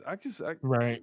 Just leave it dormant. I think that just does everything a disservice to everyone. And look, you got to pay back $18 billion. Yeah. You're not getting back $18 billion selling all these studios, but at least helps. Maybe you get yourself all said and done, all the IP that they own, they ain't never going to use. Maybe you can get, $2 billion out of it. I don't know. I mean, that's what the Anything else ultimate you is. That's the ultimate what it comes down to. This is what happens when you're in debt. We talk about being in debt as individuals. It's not different. It's no different for big billion-dollar companies and stuff either. It's like, that money's still due. You still got to pay those bills and that toll. They just have other options where they can kind of, go through a buyout and, this is like the first time in a long time that I wish I had stock in EA ever, because they're buying out shareholders at $210 a share. Man, I was like, what? I wish I had share. Man, I was banging on the table when I saw that. When I saw that, I was like, what? How much? I was like, how much is EA stock right now? And they buying it out for $210 a share? I was like, yo. Straight up buyout, man. But but I'm gonna try to stay, because I see a lot of people really, really being down on it. And I get why, because of just even if you don't even really talk about the gaming side of it, just the humanitarian side of it is kind of what is kind of really, really fishy and weird and strange about it. But I hold judgment to see exactly what happens with it, because just because the ownership group sucks doesn't mean that it's not even the full ownership group. Exactly. I think Jared Kushner is a part of Silver Lake. He's part of it. He's part of Silver Lake. Yeah. Like maybe the Saudi fund doesn't have a big, I don't know, like a big share in this, or maybe they don't really care about how the publisher is operating. So maybe it's a non-starter and nothing will change. We don't know. It's too early in the days of this acquisition for us to really say, for certain. But we could hope for better times for them. Like I would hope that BioWare is able to release this next Mass Effect. But if they aren't, who would you like to take on this Mass Effect game? Flood in the chat says he would like to see Obsidian. I think would Obsidian too. would do a good job. I think with they'd be that's the only studio that I would trust with it, honestly. Outside of my vote is CDPR. After oh Cyberpunk, well, I think they could yeah, definitely nail it. Like yeah, Cyberpunk's still pretty grounded. It's not in space, but that's just true. kind of that sci-fi feel, that futuristic vibe. I think they could do well with it. You know who I wouldn't want to touch it? There's a lot of studios I wouldn't want to touch it. Bungie's one of them, but whatever. Continue. No, don't even. No, Bungie get can't Bungie out of here like that. Don't touch anything. Yeah, I think they would burn the game before it even got to Q&A. Yep. Hit the like button, y'all. Hit the like button. Subscribe button. Send a super chat. Tell Forte thank you for finally fixing the super chats. Whatever you can. We're gonna roll into this last topic. Man. Boy. Oh my. It's been a this topic has set the gaming conversations on fire. I'm just going to show a graphic for this part. Let me see if I can get this up. Boop. Hope you guys can see that. We have had some updates from Microsoft this week, and Microsoft has restructured the tiers of Game Pass yet again, as well as the pricing of it. And so I'll get into all that, and then we can discuss. You can say they've added value to each tier. To be fair, there is more on each of these tiers, except for one tier that's not even shown here, which I have a problem with. But all three of these tiers had something added to it. That said, where the value added is worth the new pricing, it has been widely debated this week. But to start off, we have Game Pass Essential, and that used to be Game Pass Core. I think that's the old name of it, right? Yeah. Game Pass Essential tier is going to be $9.99 a month, $10 a month. You get 50 plus games, access to PC, console, and cloud games. And you get in-game benefits from Riot Games and online console multiplayer. Any thoughts about that tier, Forte? We talk about the basic, the core, what used to be the essential tier. Yeah. Anything you want to say about isn't that the one that they added? What all did they add to that tier? They added if I remember correct, because I can't remember if they added it to that tier or they just moved it to the second tier. They added access to cloud gaming. Oh, that's what I thought. Okay, that's right there. And PC. And PC. They added to that tier. Yeah.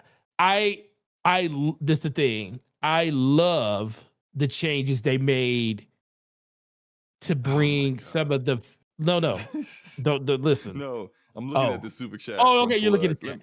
Okay, go ahead, read the super chat. So you asked for the you asked for the super chat button to be back on. I did.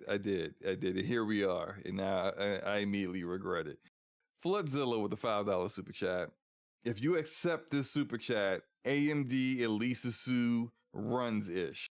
Flood, I'm going to give you a refund. I'm going to give me your Cash App. I'm giving you $5 back because I don't accept it. Ramon says refund it.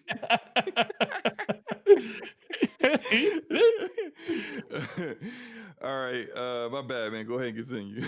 No. I think in general it mostly comes down to when you sit there, you think about it. It's like I really like the changes that they brought to the lesser tiers. cloud streaming.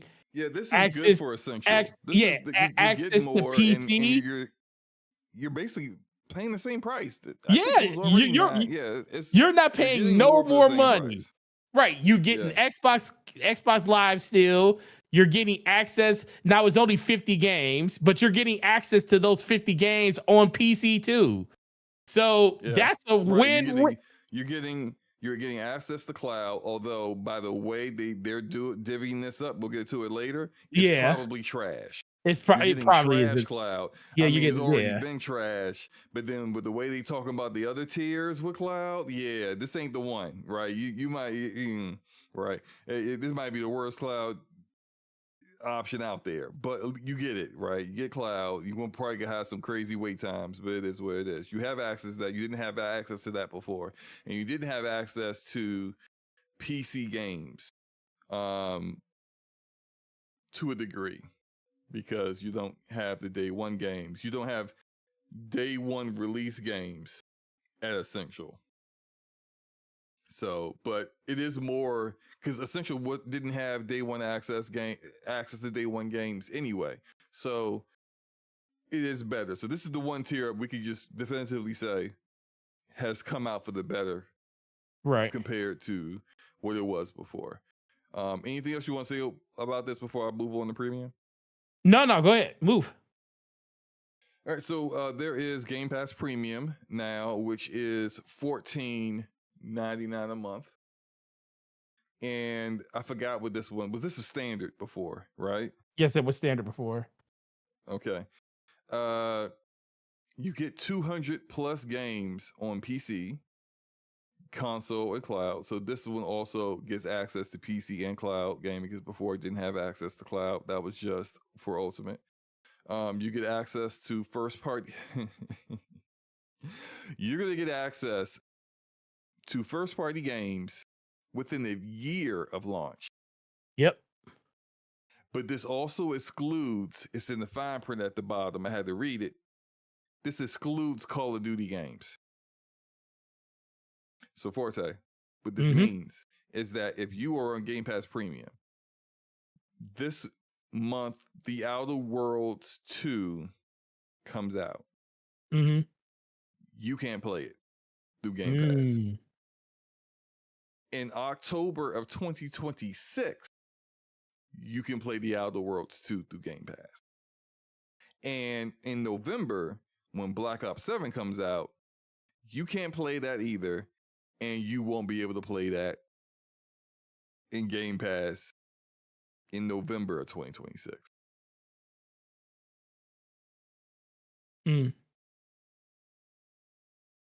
Prior to this, you had access to day one games through this tier. and did. Let me finish up everything that you have. You get shorter wait times for cloud gaming. And again, in-game benefits for Riot Games and online console multiplayer. What are your thoughts about this, Forte? Okay, now this is where. Okay, so this one right outside of the last tier. This is the one that, in my opinion, got screwed over the most. It was like all of the benefits that you had for the standard tier before all got migrated mostly down. Like, it's really what is the biggest difference between the premium, not premium, but the standard tier, which is this tier, and the essential tier now, SloMo? What, in your eyes, what is the biggest difference? Other than the marketing, other than the marketing speak that they tried to put on us. 150 more games. You get from essential to premium, you get 150 more games. Yep. You get access to Xbox first party games a year after launch, and you ain't gotta wait in the queue for cloud gaming for 15 minutes. So you gotta wait for 5. So basically, they're giving you a dumber version of premium. For $5 more. For $5 more, you're getting a dumber version of premium, because guess what? I'm not going to sit here and say that is not now. If you're all now, I'm But looking at. hold on. I can only look at this. I don't think that's the best comparison. I think you should But compare premium no, to that standard that's because what I'm the doing. people who were on stand. No. You said essential. No, That's no, no, why no, that's why. no. Yeah. No, what I'm saying is, I feel like. Okay, hold Go ahead. on. No, Because go ahead. if you're comparing the standard, I gave you the wrong differences. Because you Okay. said essential, so I gave you essential. Premium Yeah, compared to premium. standard is the same number of games, Mhm. well, roughly the same number of games, but now you have access to PC and cloud when you And didn't cloud. before. Well, you didn't before. But you lost day one first party games Yep. You lost it for the same price. for the same roughly. price. Yep. Let me tell you what that reminds me of. That Go ahead. reminds me of how when I have Prime, Amazon Prime, and with Prime Video, I was able to watch the content in Prime Video with no commercials. And then one day, Amazon had the great idea to create a new tier higher than the tier that I had. Well, it's like Prime Plus or something stupid, right? Yep. Prime Ultra, where now that's ad free. But I used to have ad free, but now I don't anymore. And it's just a way to kind of get you to spend more to get what you already had. Right? Yep. Because if you want to keep that, if you were on standard because you didn't want to pay for premium, ultimate, because you didn't really care for all that, but you just wanted the day one games, well, now you're gonna have to upgrade in order to get that. Right. So, yeah, those are the differences. What do you? My bad. What were you? Finish your point on what you were saying. No, I was just no. I just think in general it's just a worse version of of Ultimate because you have to wait a year. Like, okay, great. Now I can only look at this from the lens of a person that already has Game Pass Ultimate.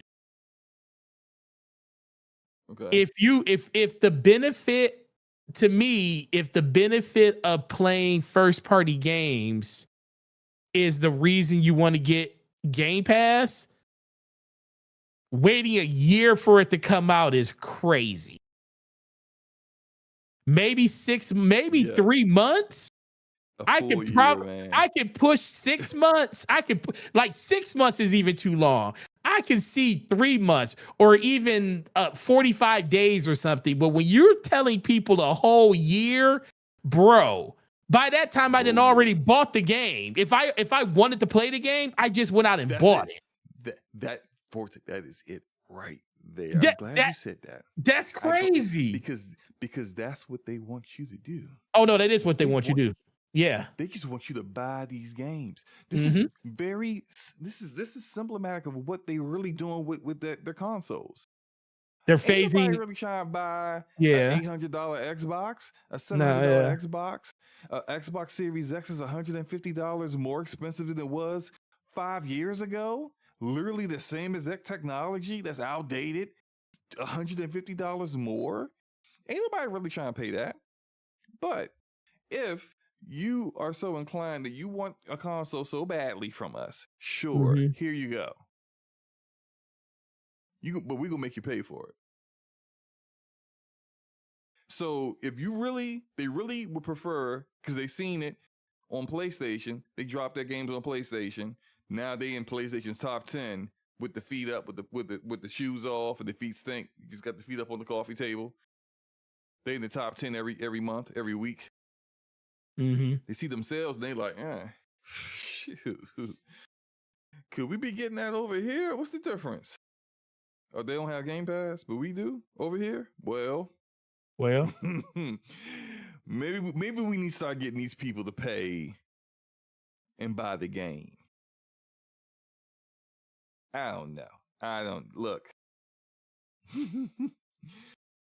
Let's get into this premium, because this premium is, and sure, there are some people out here who being a bit extra in their ripping of clothes and gnashing of teeth here, right? Right. But I don't want to hear this is a good value. Shut up. I don't want to hear that.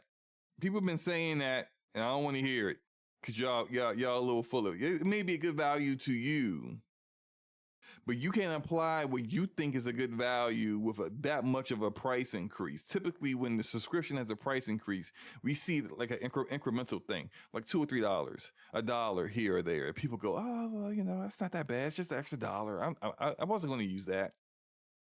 And this thing, they realize it's not like $6 or $7, increased over 2 years. This is a straight up $10 increase right off the rip. Microsoft telling you they don't care. But let me get into the details here. Game Pass Ultimate is now $29.99 a month. You get 400 plus games on PC, console, and cloud, which you already had all that anyway because you had Ultimate. They're claiming 75 plus day one games a year. I would like to need that needs to be cited and bookmarked because I need to make sure that they actually deliver on that. Including all Xbox published games day one. You get access to Ubisoft Plus Classics, which is the weaker version of Ubisoft Plus, because it's just the older games and not brand new release games. You get access to EA Play, which is similar. You get the new EA games in that service 6 months after they launch. And Fortnite Crew, which has been a point of contention for a lot of people I've seen, because although Fortnite is extremely popular and has a lot of people that play it, not everyone who plays Fortnite, like myself, even subscribes to Fortnite Crew. I don't think it's a good value for $12 a month, so I never subscribe to it. And you got a lot of people who are subscribed to Game Pass and they don't even play Fortnite.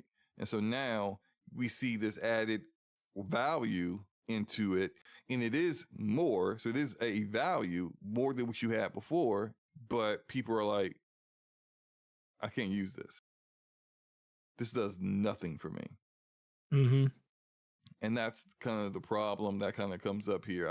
I have some suggestions, but that no one would ever actually take. But we'll get into that later.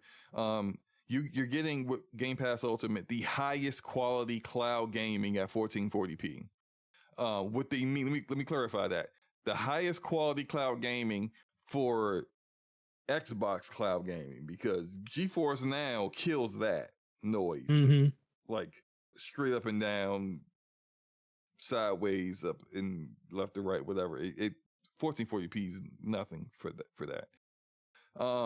You get in-game benefits from Riot Games, which is pretty decent because you get access to all their characters, and you don't have to spend additional money on that, which is in League of Legends and Valorant and stuff like that. So that's cool. And online console multiplayer. Something that was brought up, I think this was brought up by Tom Warren yesterday, that there is no annual subscription for Game Pass Ultimate, which means you'll be paying $360 a year. There is no, let me pay for an annual subscription and get it cheaper. No, bump that. You ain't doing that. It's not happening. And there is no grandfathering in, I already had it at 20, and so because I'm already in, I'm staying at 20. Remember when they tried to increase the price of Xbox Live Gold to the price of Game Pass? Oh man, they got but those killed. they got killed for that. But even then, they got killed for that. The people who already had Xbox Live weren't subject to that increase. It was just new. It was new subscribers. Yeah, new subscribers were. Yeah, that ain't this at all. When unless you keep extending what you currently have, when it's up, it's up. It's up. And you got to pay a new price. And so, Forte, go ahead, take the floor, man. What are your thoughts on Game Pass Ultimate at $30 a month? $30. So full transparency. When the game, okay, first of all, Game Pass came out 2017, right? Yes. I have not paid one lick. No, I take that back. I have only paid $1 since 2017 for Game Pass. And that was to upgrade my membership after having stacked 3 years of Game Pass or Xbox Live onto my membership back in 2017 or 2018 to extend it to the full 3 years. And to this day, out of pocket, all I have spent is $1. So I understand why Microsoft's making this move because there's a lot of people doing it. But the problem I have with it is we just skipped all over it. Like everybody knew the price was going up. You would be a fool to think that Game Pass price wasn't going up at some point.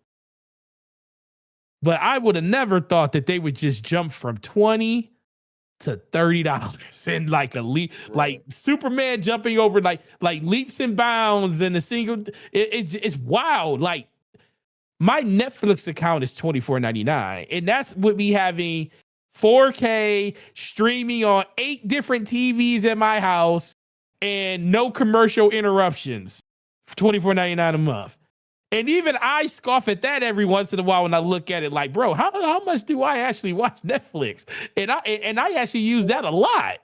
So looking at this, it's like, the thing is, to me, being a person, even in this, like I said, being a person that hasn't paid for it, I still think about the fact that at some point I will have to pay for this because I'm not going to always get a free code that's going to give me a year that added on to the year I had, but the time I had on before. At some point, that's going to end. At some point, I may not be at GameStop and I have those benefits no more. So I kind of look at it in that vein, like, is this something that I would continue to keep paying for if it really came down to it? And is $30 a lot of money? Now, this is all based on you and your living situations and your financial state. Is it a lot of money? No. For me, no. I spend $40 just on editing software every month, but it's just or $30. But for the vast majority of people, that's wild. Like to jump that high that fast. And then I also, like, people are going to say, well, the games. And I'm like, okay, yeah, but we also were promised a lot of these games, not like these games getting ready to come out, but there's been years that we paid for Xbox Live or Xbox, Game Pass that we got pretty much nothing. Like the last time they raised the price is right before freaking Starfield came out, and they raised the price of it then. That's when it went from the $15 a month to $18.99 a month. So it's just this, it's like, I don't want to say that it's like this doom and gloom thing, because I don't think that's it. I just think this is just Microsoft's signal to tell people, like, if you want to be here, you're going to pay to be here. Just like it is with their console. If you want to be here, we're not going to take it away from you, but if you want to be here, you're going to pay to be here.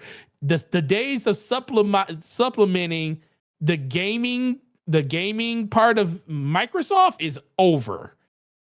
Like why would they? What reason does it really matter for them to say Xbox Live rewards?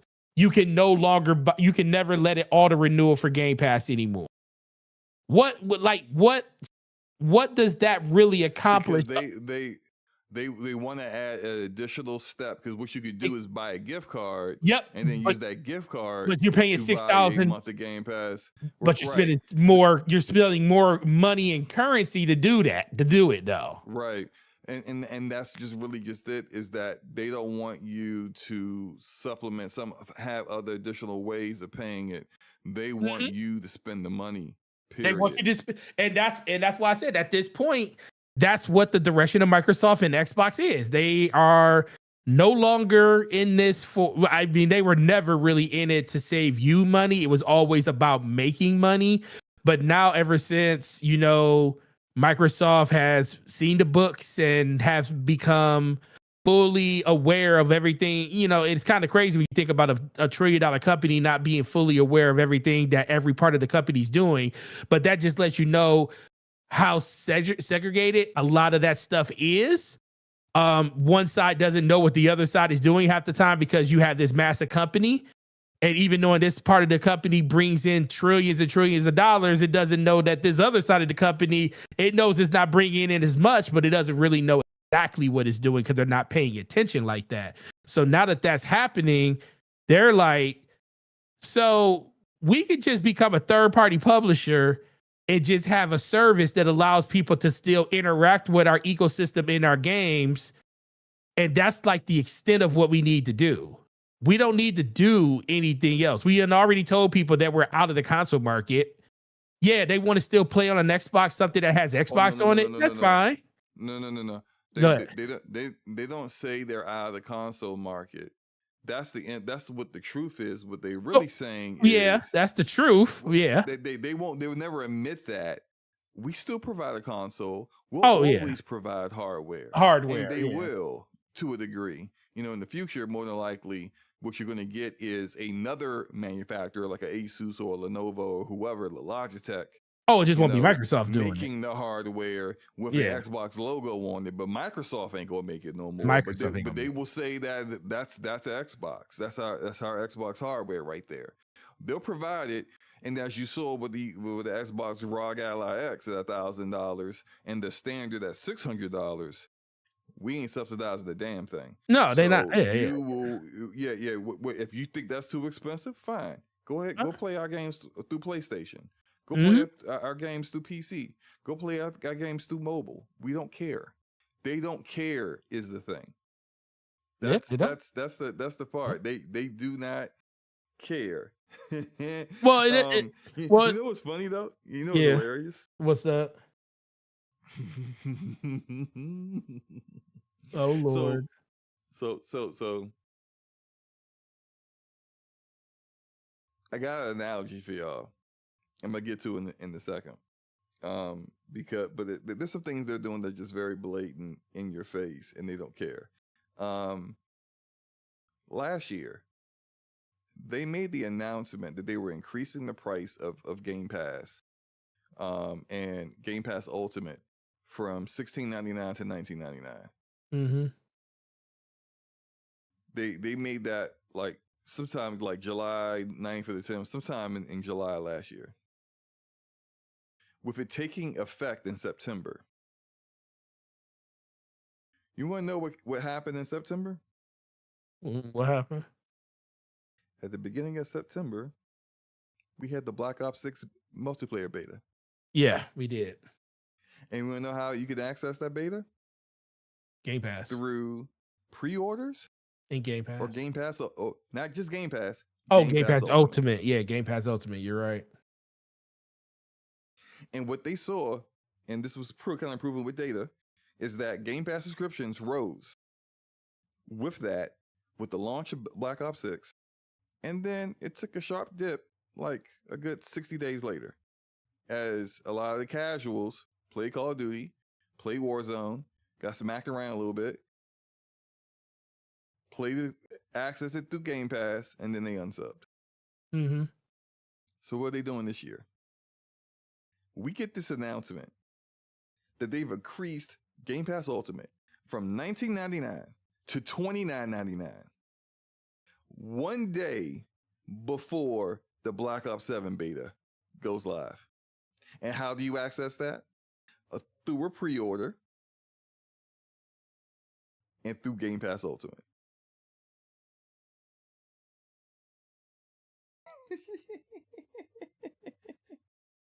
It's hilarious because they are trying to take advantage of the increase in subscriptions they will get through Game Pass with this game releasing. And guess what's going to happen next year? They're going to announce another price increase for Game Pass. And shortly afterwards, you're going to get the Call of Duty beta. Which, how will you access it until it goes into open beta? Through Game Pass Ultimate. or a pre-order. They would Mm, prefer a pre-order. they would prefer a pre-order. You're right about that. You see, why he says, hold on, my volume is lower. Let me take a look. Ain't nobody say my volume was lower this whole entire night. Thank you, Anate. You sound fine to No one me. cares. Let me try to. I think I know what's causing it. Let me just real quick. Yeah, you know what? Something weird with Windows 11 since I upgraded over to Windows 11 is certain things just keep defaulting to things that I didn't set, because it was, my volume was set to a 35 earlier, and I bumped it up, and then it just went right back down to a 35 again. So I need to kind of keep an eye on that. Something I didn't have to do in Windows 10, but here I am, no choice. Thanks, Microsoft. Anyway, the analogy I was going to use is something that, like, I've been noticing ever since they increased the price of the consoles, and then now I see the huge jump in price for Game Pass.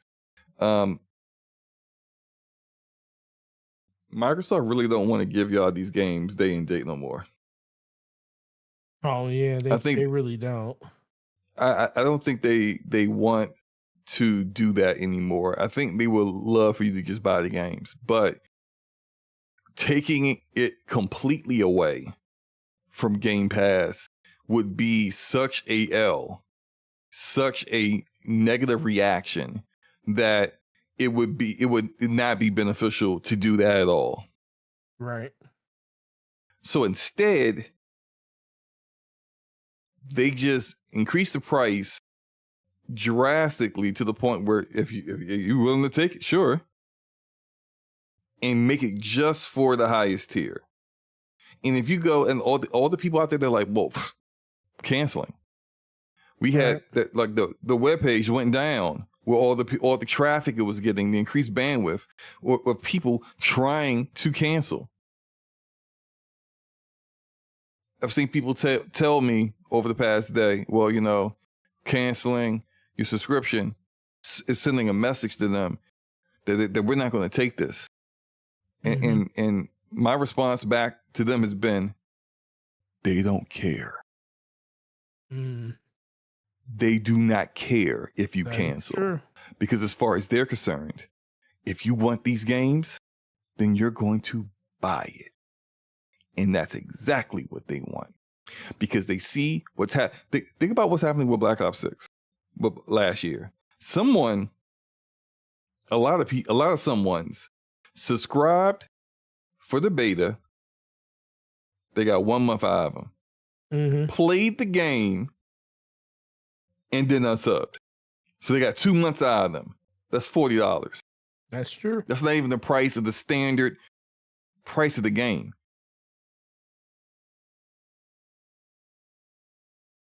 That's not enough. That is true. That's not even the price of the battle. Call of Duty, $70. Blackwell, whatever it's called, the premium thing. Another 30, I think. 30. Can't remember. 30. It's $100. In addition to the battle pass, which is 100. Well, you get the battle pass with Blackwall. So let's say you don't do that. Standard game with the battle pass, $80. That's double what these people were doing last year. They don't want you to do that no more. But if you will, pay $360 a year. Thank you. Basically. That's the kind of energy they on. They are on asshole boyfriend energy. What is asshole boyfriend energy? Asshole boyfriend. Some of you have been this guy. Not me. I respect women. But some of y'all have been this guy. I respect women. Where you don't have the cojones to just break up with her. You don't want to tell her to her face, Hey, look, it's just I'm not feeling this no more. It's not you, it's me. It's not you, it's me. And neither one of you believe it as it's coming out your mouth. You really just you feeling another girl and you want to date her more, and you just really just not dealing with this relationship more. The way she laughs is annoying. The way she eats with her mouth open, annoying. You just want to end this, but you don't have the balls to do it yourself. So what you do is you're a jerk. She calls you, you don't answer. You when she texts you, you're rude. You short with her, you act like an a-hole. You're doing all these things so that eventually she breaks up with you. And now you're off the hook. I don't understand it. But I know a lot of guys that have done that. It's a lot of guys that have done that. And they find that easier and preferable than actually breaking up with them. That's what Microsoft is doing to Xbox gamers right now. They're trying to break up with you because they want to be the biggest and baddest publisher in the gaming industry. But they still got to deal with you. They still got to make this hardware that don't sell. They still got to give you GamePass, their first party games they spent over $100 million developing for $20 a month in GamePass. They much rather you spend $70 for freaking Outer Worlds, which isn't even a AAA game. They wanted you to spend $80 for that before people complained. That's mindset. They want you to spend more. $20 a month wasn't cutting it. If you want me to keep doing this, all right, $30. $360 a year, and what? Got a problem? Leave then. Leave then. Because that's how they feel. You got a problem with it? Leave. I'm going to PlayStation. Go to PlayStation. Good. Do you want me to help you pack your bags on the way out? Fact. Won't you sell that Xbox hardware I don't give a crap about? Won't you use that to go get yourself a PS5 Pro? Trade that in at GameStop. Forte take care of it. Yep. They don't care what you do, just as long as you keep buying their software. But what they not going to do is keep giving you day one games for $15 a month, $20 a month, unless you're on PC, which I will get into in a minute. But that's just the long and short of it. It's kind of tough to hear for some people, but it is what it is. And I always say this. I've been saying this for the longest time. These corporations don't care about you.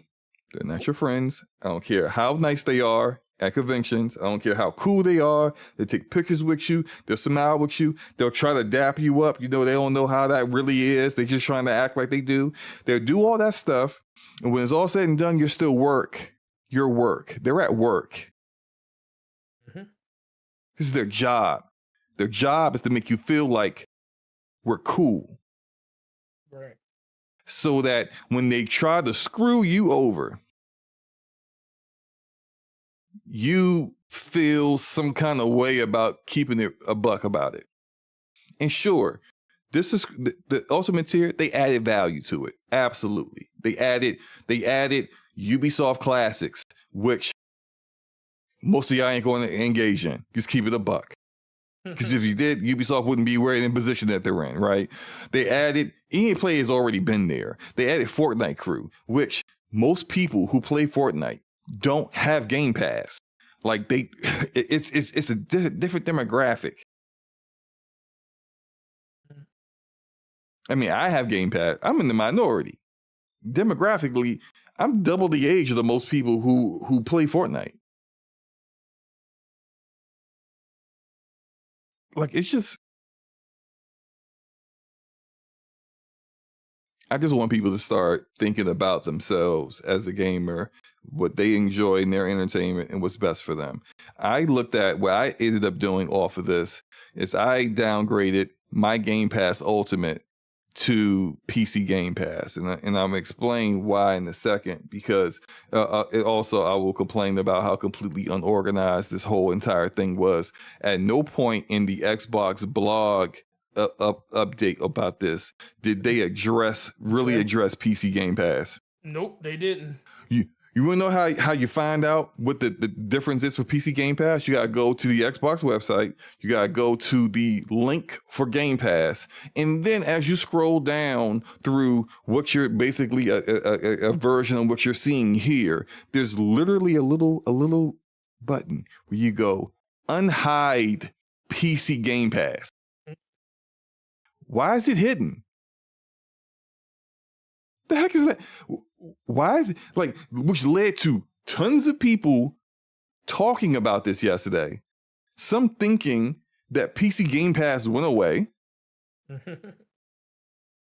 Some people it's just ridiculous that they completely missed that. But PC Game Pass still has day one games for $16. The only thing which I think PC gamers, once they start to really wrap their head around it, they're not going to be happy. Because what PC gamers really end up getting here is a $5 price increase. And they lost cloud gaming. Because they had that before, but now they don't. So, not that PC gamers really cared about Xbox cloud gaming because it's inferior to GeForce Now, and majority of them, if they want cloud gaming, they just go to GeForce Now because it's better. But whatever. But you still took away value and you added the price. You increased the price. Now, typically that's a flaw with PC gamers. We'll see how that affects their numbers in the future. But I say all that to say, the value, I don't think the value's there for a lot of people. And that's why, sure, it may be a little bit of a sticker shock and a lot of people are unsubbing from the service. We'll see if it recovers. Outer Worlds 2 is coming out. If people are interested in it, are they going to buy it?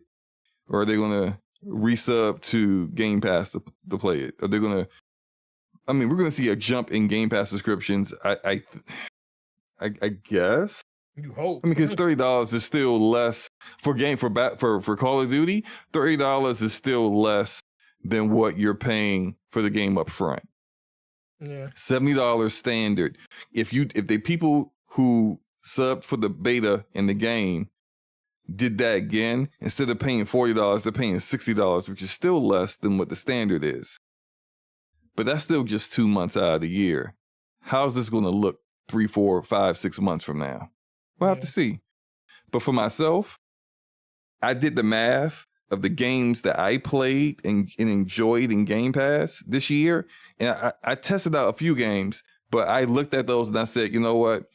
If they weren't in Game Pass, I would have never played it. So, like, for example, Oblivion Remake. I don't care for Bethesda RPGs. I would have never played that if it wasn't in Game Pass. And the only reason I did play it was not because I was like, oh, I can't wait to play this and enjoy it. It was mostly because I heard it was a disaster. I wanted to see if my rig could run it as far as performance goes.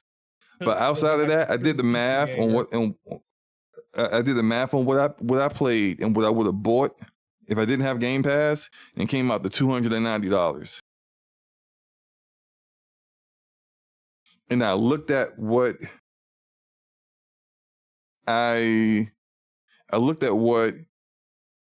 is slated to come out next year. No guarantees, right? But was slated to come out next year. And it still comes out to less than $360 that I'm interested in playing. And so although I did not unsub completely from it, for the most part, I already buy the games that I really love anyway in Steam. Because the Xbox PC app be tripping sometimes. So going down to paying $16.49 a month, that's $198. I'm making out good. So I'm gonna keep doing that in the meantime, because they raised that price of PC Game Pass. I might be piecing out on that too. Shout out to Soultech in the chat. Soultech says, please like and subscribe. Smart man there. I agree with him. Please like and subscribe. Super Chat's been down for the last 5 years. Why is that? I don't know. Why Forte, why were Super Chats down for 5 years? They weren't down for 5 years. Stop it. Oh, what was it, like 5 months? It probably was. It probably was more than that. It probably was longer than that. It's been down since the beginning of this year. I will say that. yo, Umbra, cut that out. I have never been the a-hole boyfriend. So SloMo has definitely been a-hole. Look, just because I can give you all the details of how the a-hole boyfriend breaks up with the girl who didn't deserve it doesn't mean I did it. Maybe I just been friends with people who did that and they told me what they did on purpose. You know, like that wasn't me. I wouldn't do such a thing. But I think you would. No, I would not. And but that's how Microsoft is treating y'all. Okay, Tim Stewart, Amy Hood, Satya Nadella. They trying to break up with you, man. They don't want to make that hardware no more. That's why they get other people to make the hardware for them. They don't want to give you these games no more in Game Pass. They want you to buy them. And so they're going to make it difficult for you to justify sticking in there. That's what it is, man. Just look at the tea leaves. Just read the tea leaves. It's there. It's all there. Anything else you want to say about this, man? No, man, you wilding right now. Definitely wilding right now. I don't disagree with you. I'm just saying you being real extra right now. But you're right. You're not wrong. How am I being? What did I say was? No. You're just telling it. Listen, you're putting a little bit of extra sauce on the end of it when you know you in a. So this is the thing about y'all got to realize about SloMo.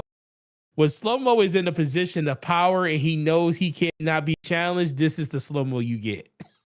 Wait, what? What you mean? What you mean? When SloMo is in the position of power and he knows there is nothing that can oppose him because he know he's 100% right, this is the SloMo you're going to get. Oh, because I'm right. Well, I always. Oh no, you're right. I mean, because sometimes you know when a person is kind of just going back and forth and just spewing and just having a back and forth conversation, they can kind of mess up on stuff. But when you know you right, SloMo, you pile on. That's what you're doing right now. You piling on. Listen, some of these people out here are truly upset that Microsoft has abandoned them. I am not piling on. No, Microsoft Forte, has abandoned have you seen my them. tweets? Have you seen my tweets? I came out and said I am downgrading from Game Pass Ultimate to just PC Game Pass. I even put out. I said, hey, look, I play Fortnite. If you go look up my stats, I don't know how many hours I got in it, but it's probably an embarrassing amount of hours in Fortnite. And I play it regularly. And I said, I do not have Fortnite crew and I don't see the value in it. So I can understand when there is someone who don't even play Fortnite, sees their subscription price go up $10 freaking, which right at this point, I think this $30 subscription might be the most expensive subscription service that's out there. Period. Forget gaming. And Netflix ain't this expensive. Disney Plus not this expensive. Hey, HBO Max. Actually, maybe. No, wait, hold on. If you think Prime is like what now, $150 a year, yeah, right? 150. Is that? Yeah, it's like 150. It's more than that. So it's more than Prime. It's more expensive than anything else. If you feel you every single game that they make that's first party, I love it. Microsoft Flight Sim, I'm there. I love it. Forza Motorsport, I love it. Redfall, I love it. All of it, I love it. I'm the biggest fan of all their IP suddenly somehow. That's you? Okay, I guess you are getting the best value in gaming, and it's still the best value in gaming to you. If you can't wait to play a 10-year-old Splinter Cell game through Ubisoft Plus Classics, okay, all right, you got it, bro. If you couldn't wait to play Madden 6 months after launch. All right, then. I'm not waiting. You really about that $30? I'm just saying. I'm not waiting a whole entire year to play games that's a year old, bro. I'm not. That's what I'm saying. Like, it's not that big. That. Yo. Shout out to Floodzilla with the $2 super chat.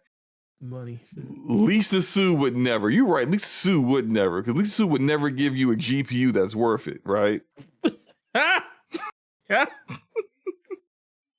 Now you can say I'm being messy with there. I'm being messy on that because guess what? Lisa Sue did give you a very, very powerful CPU that can run pretty much anything out there. Oh yeah. They killing it on CPUs.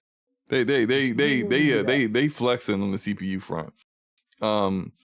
But no, I'm just I sympathize with the people who are upset about this. But I would say now that you see like face off, mask off, what they really about, understand what how much that next Xbox is going to cost, right? Understand that they gonna be everything that comes out next year. Fable, Clockwork Revolution, Gears of War E-Day. What else? I feel like they're missing something. Maybe a Halo. We don't know when like we talked about it earlier, but that next Halo project maybe comes out next year. I doubt it, but we'll see, right? All this stuff is $80 going forward. All of it. It's gonna be $80 for the most part that they're making. And that price is gonna go up again. And you're gonna have to do this whole song and dance of whether it's worth it to you or not. Please, I implore you. Just look out for you. Yeah. Screw these corporations. They don't owe you your loyalty. They're not deserving. You better than that girl. You better than him. Don't let him treat you like that. You go out there, get in the gym, get you a new man. Someone who's gonna treat you right. I mean that though. I mean that though. Stop dealing with the asshole boyfriend.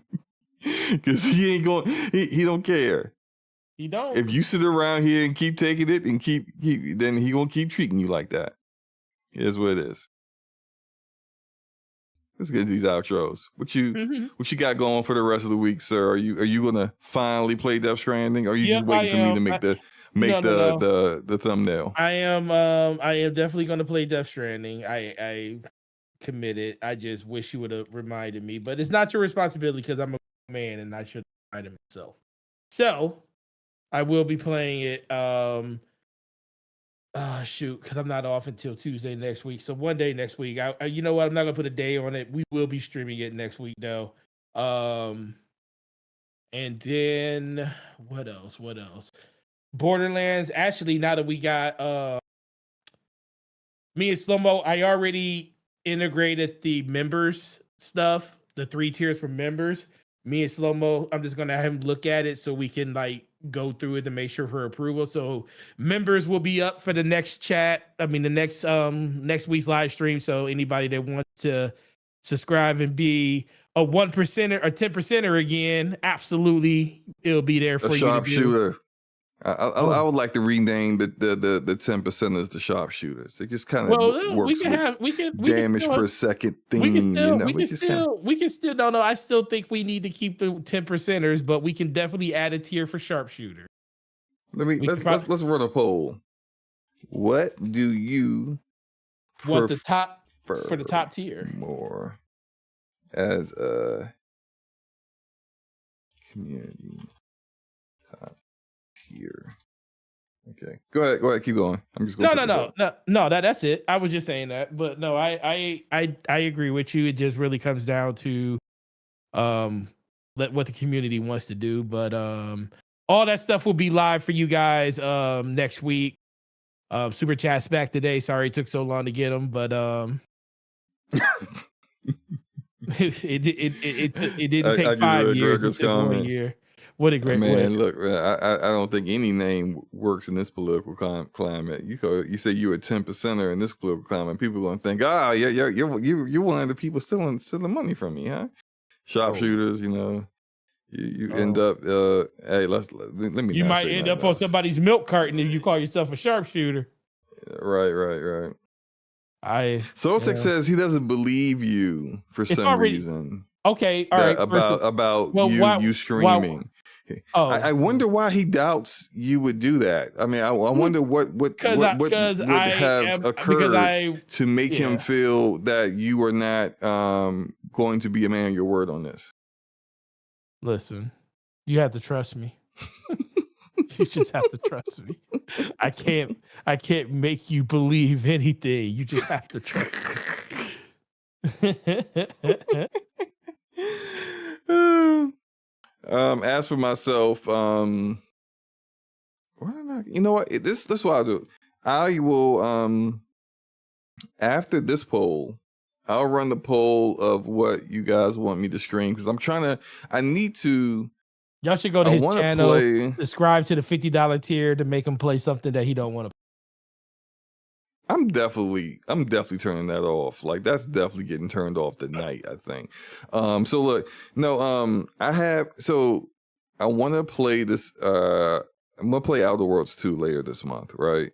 Okay. But I always like to replay the previous game in the series just to kind of like some old and I forget stuff. And I hate like they show a character that I don't remember because I played the game years ago. So, but there's 2 games like that out now. There's Outer Worlds 2 later this month, and then there's Ghost of Yotai.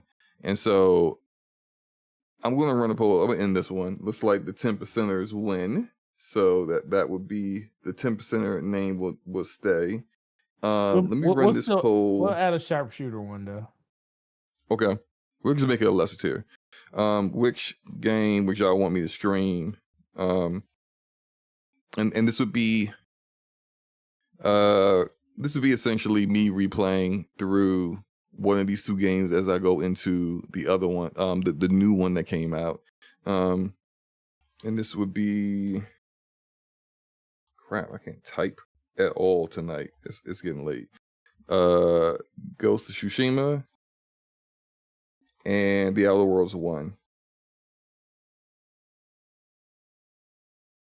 Yo, I'm if y'all can see what I'm typing right now, like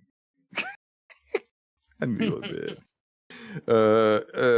Okay, so that's in there. Shout out to Soil Tech with the $2 super chat. Says I waited 5 years for this. Oh man, feel bad for a little bit. He waited so long. Just stop it, slow-mo. I wonder why. Let me stop. I wonder why he waited. We're gonna get up out of here. We will be back next Thursday night. I will stream something. Something in the meantime. It looks like that's something. Wow, 100% of y'all chose Ghost of Tsushima. Y'all rock with Outer Worlds? Damn. All right. So I guess it'll be Ghost of Tsushima. I'll be streaming sometime before next episode, but episode 247 will be back Thursday night, 9 p.m. Eastern Standard Time, unless something pops up family-wise that we need to postpone, which, happens from time to time, but we typically will postpone it just Friday. But we appreciate all of y'all coming through tonight. Treat yourselves right. Don't let that man treat you bad. Oh my God. You go out and you do you, girl. Okay? We out. Peace.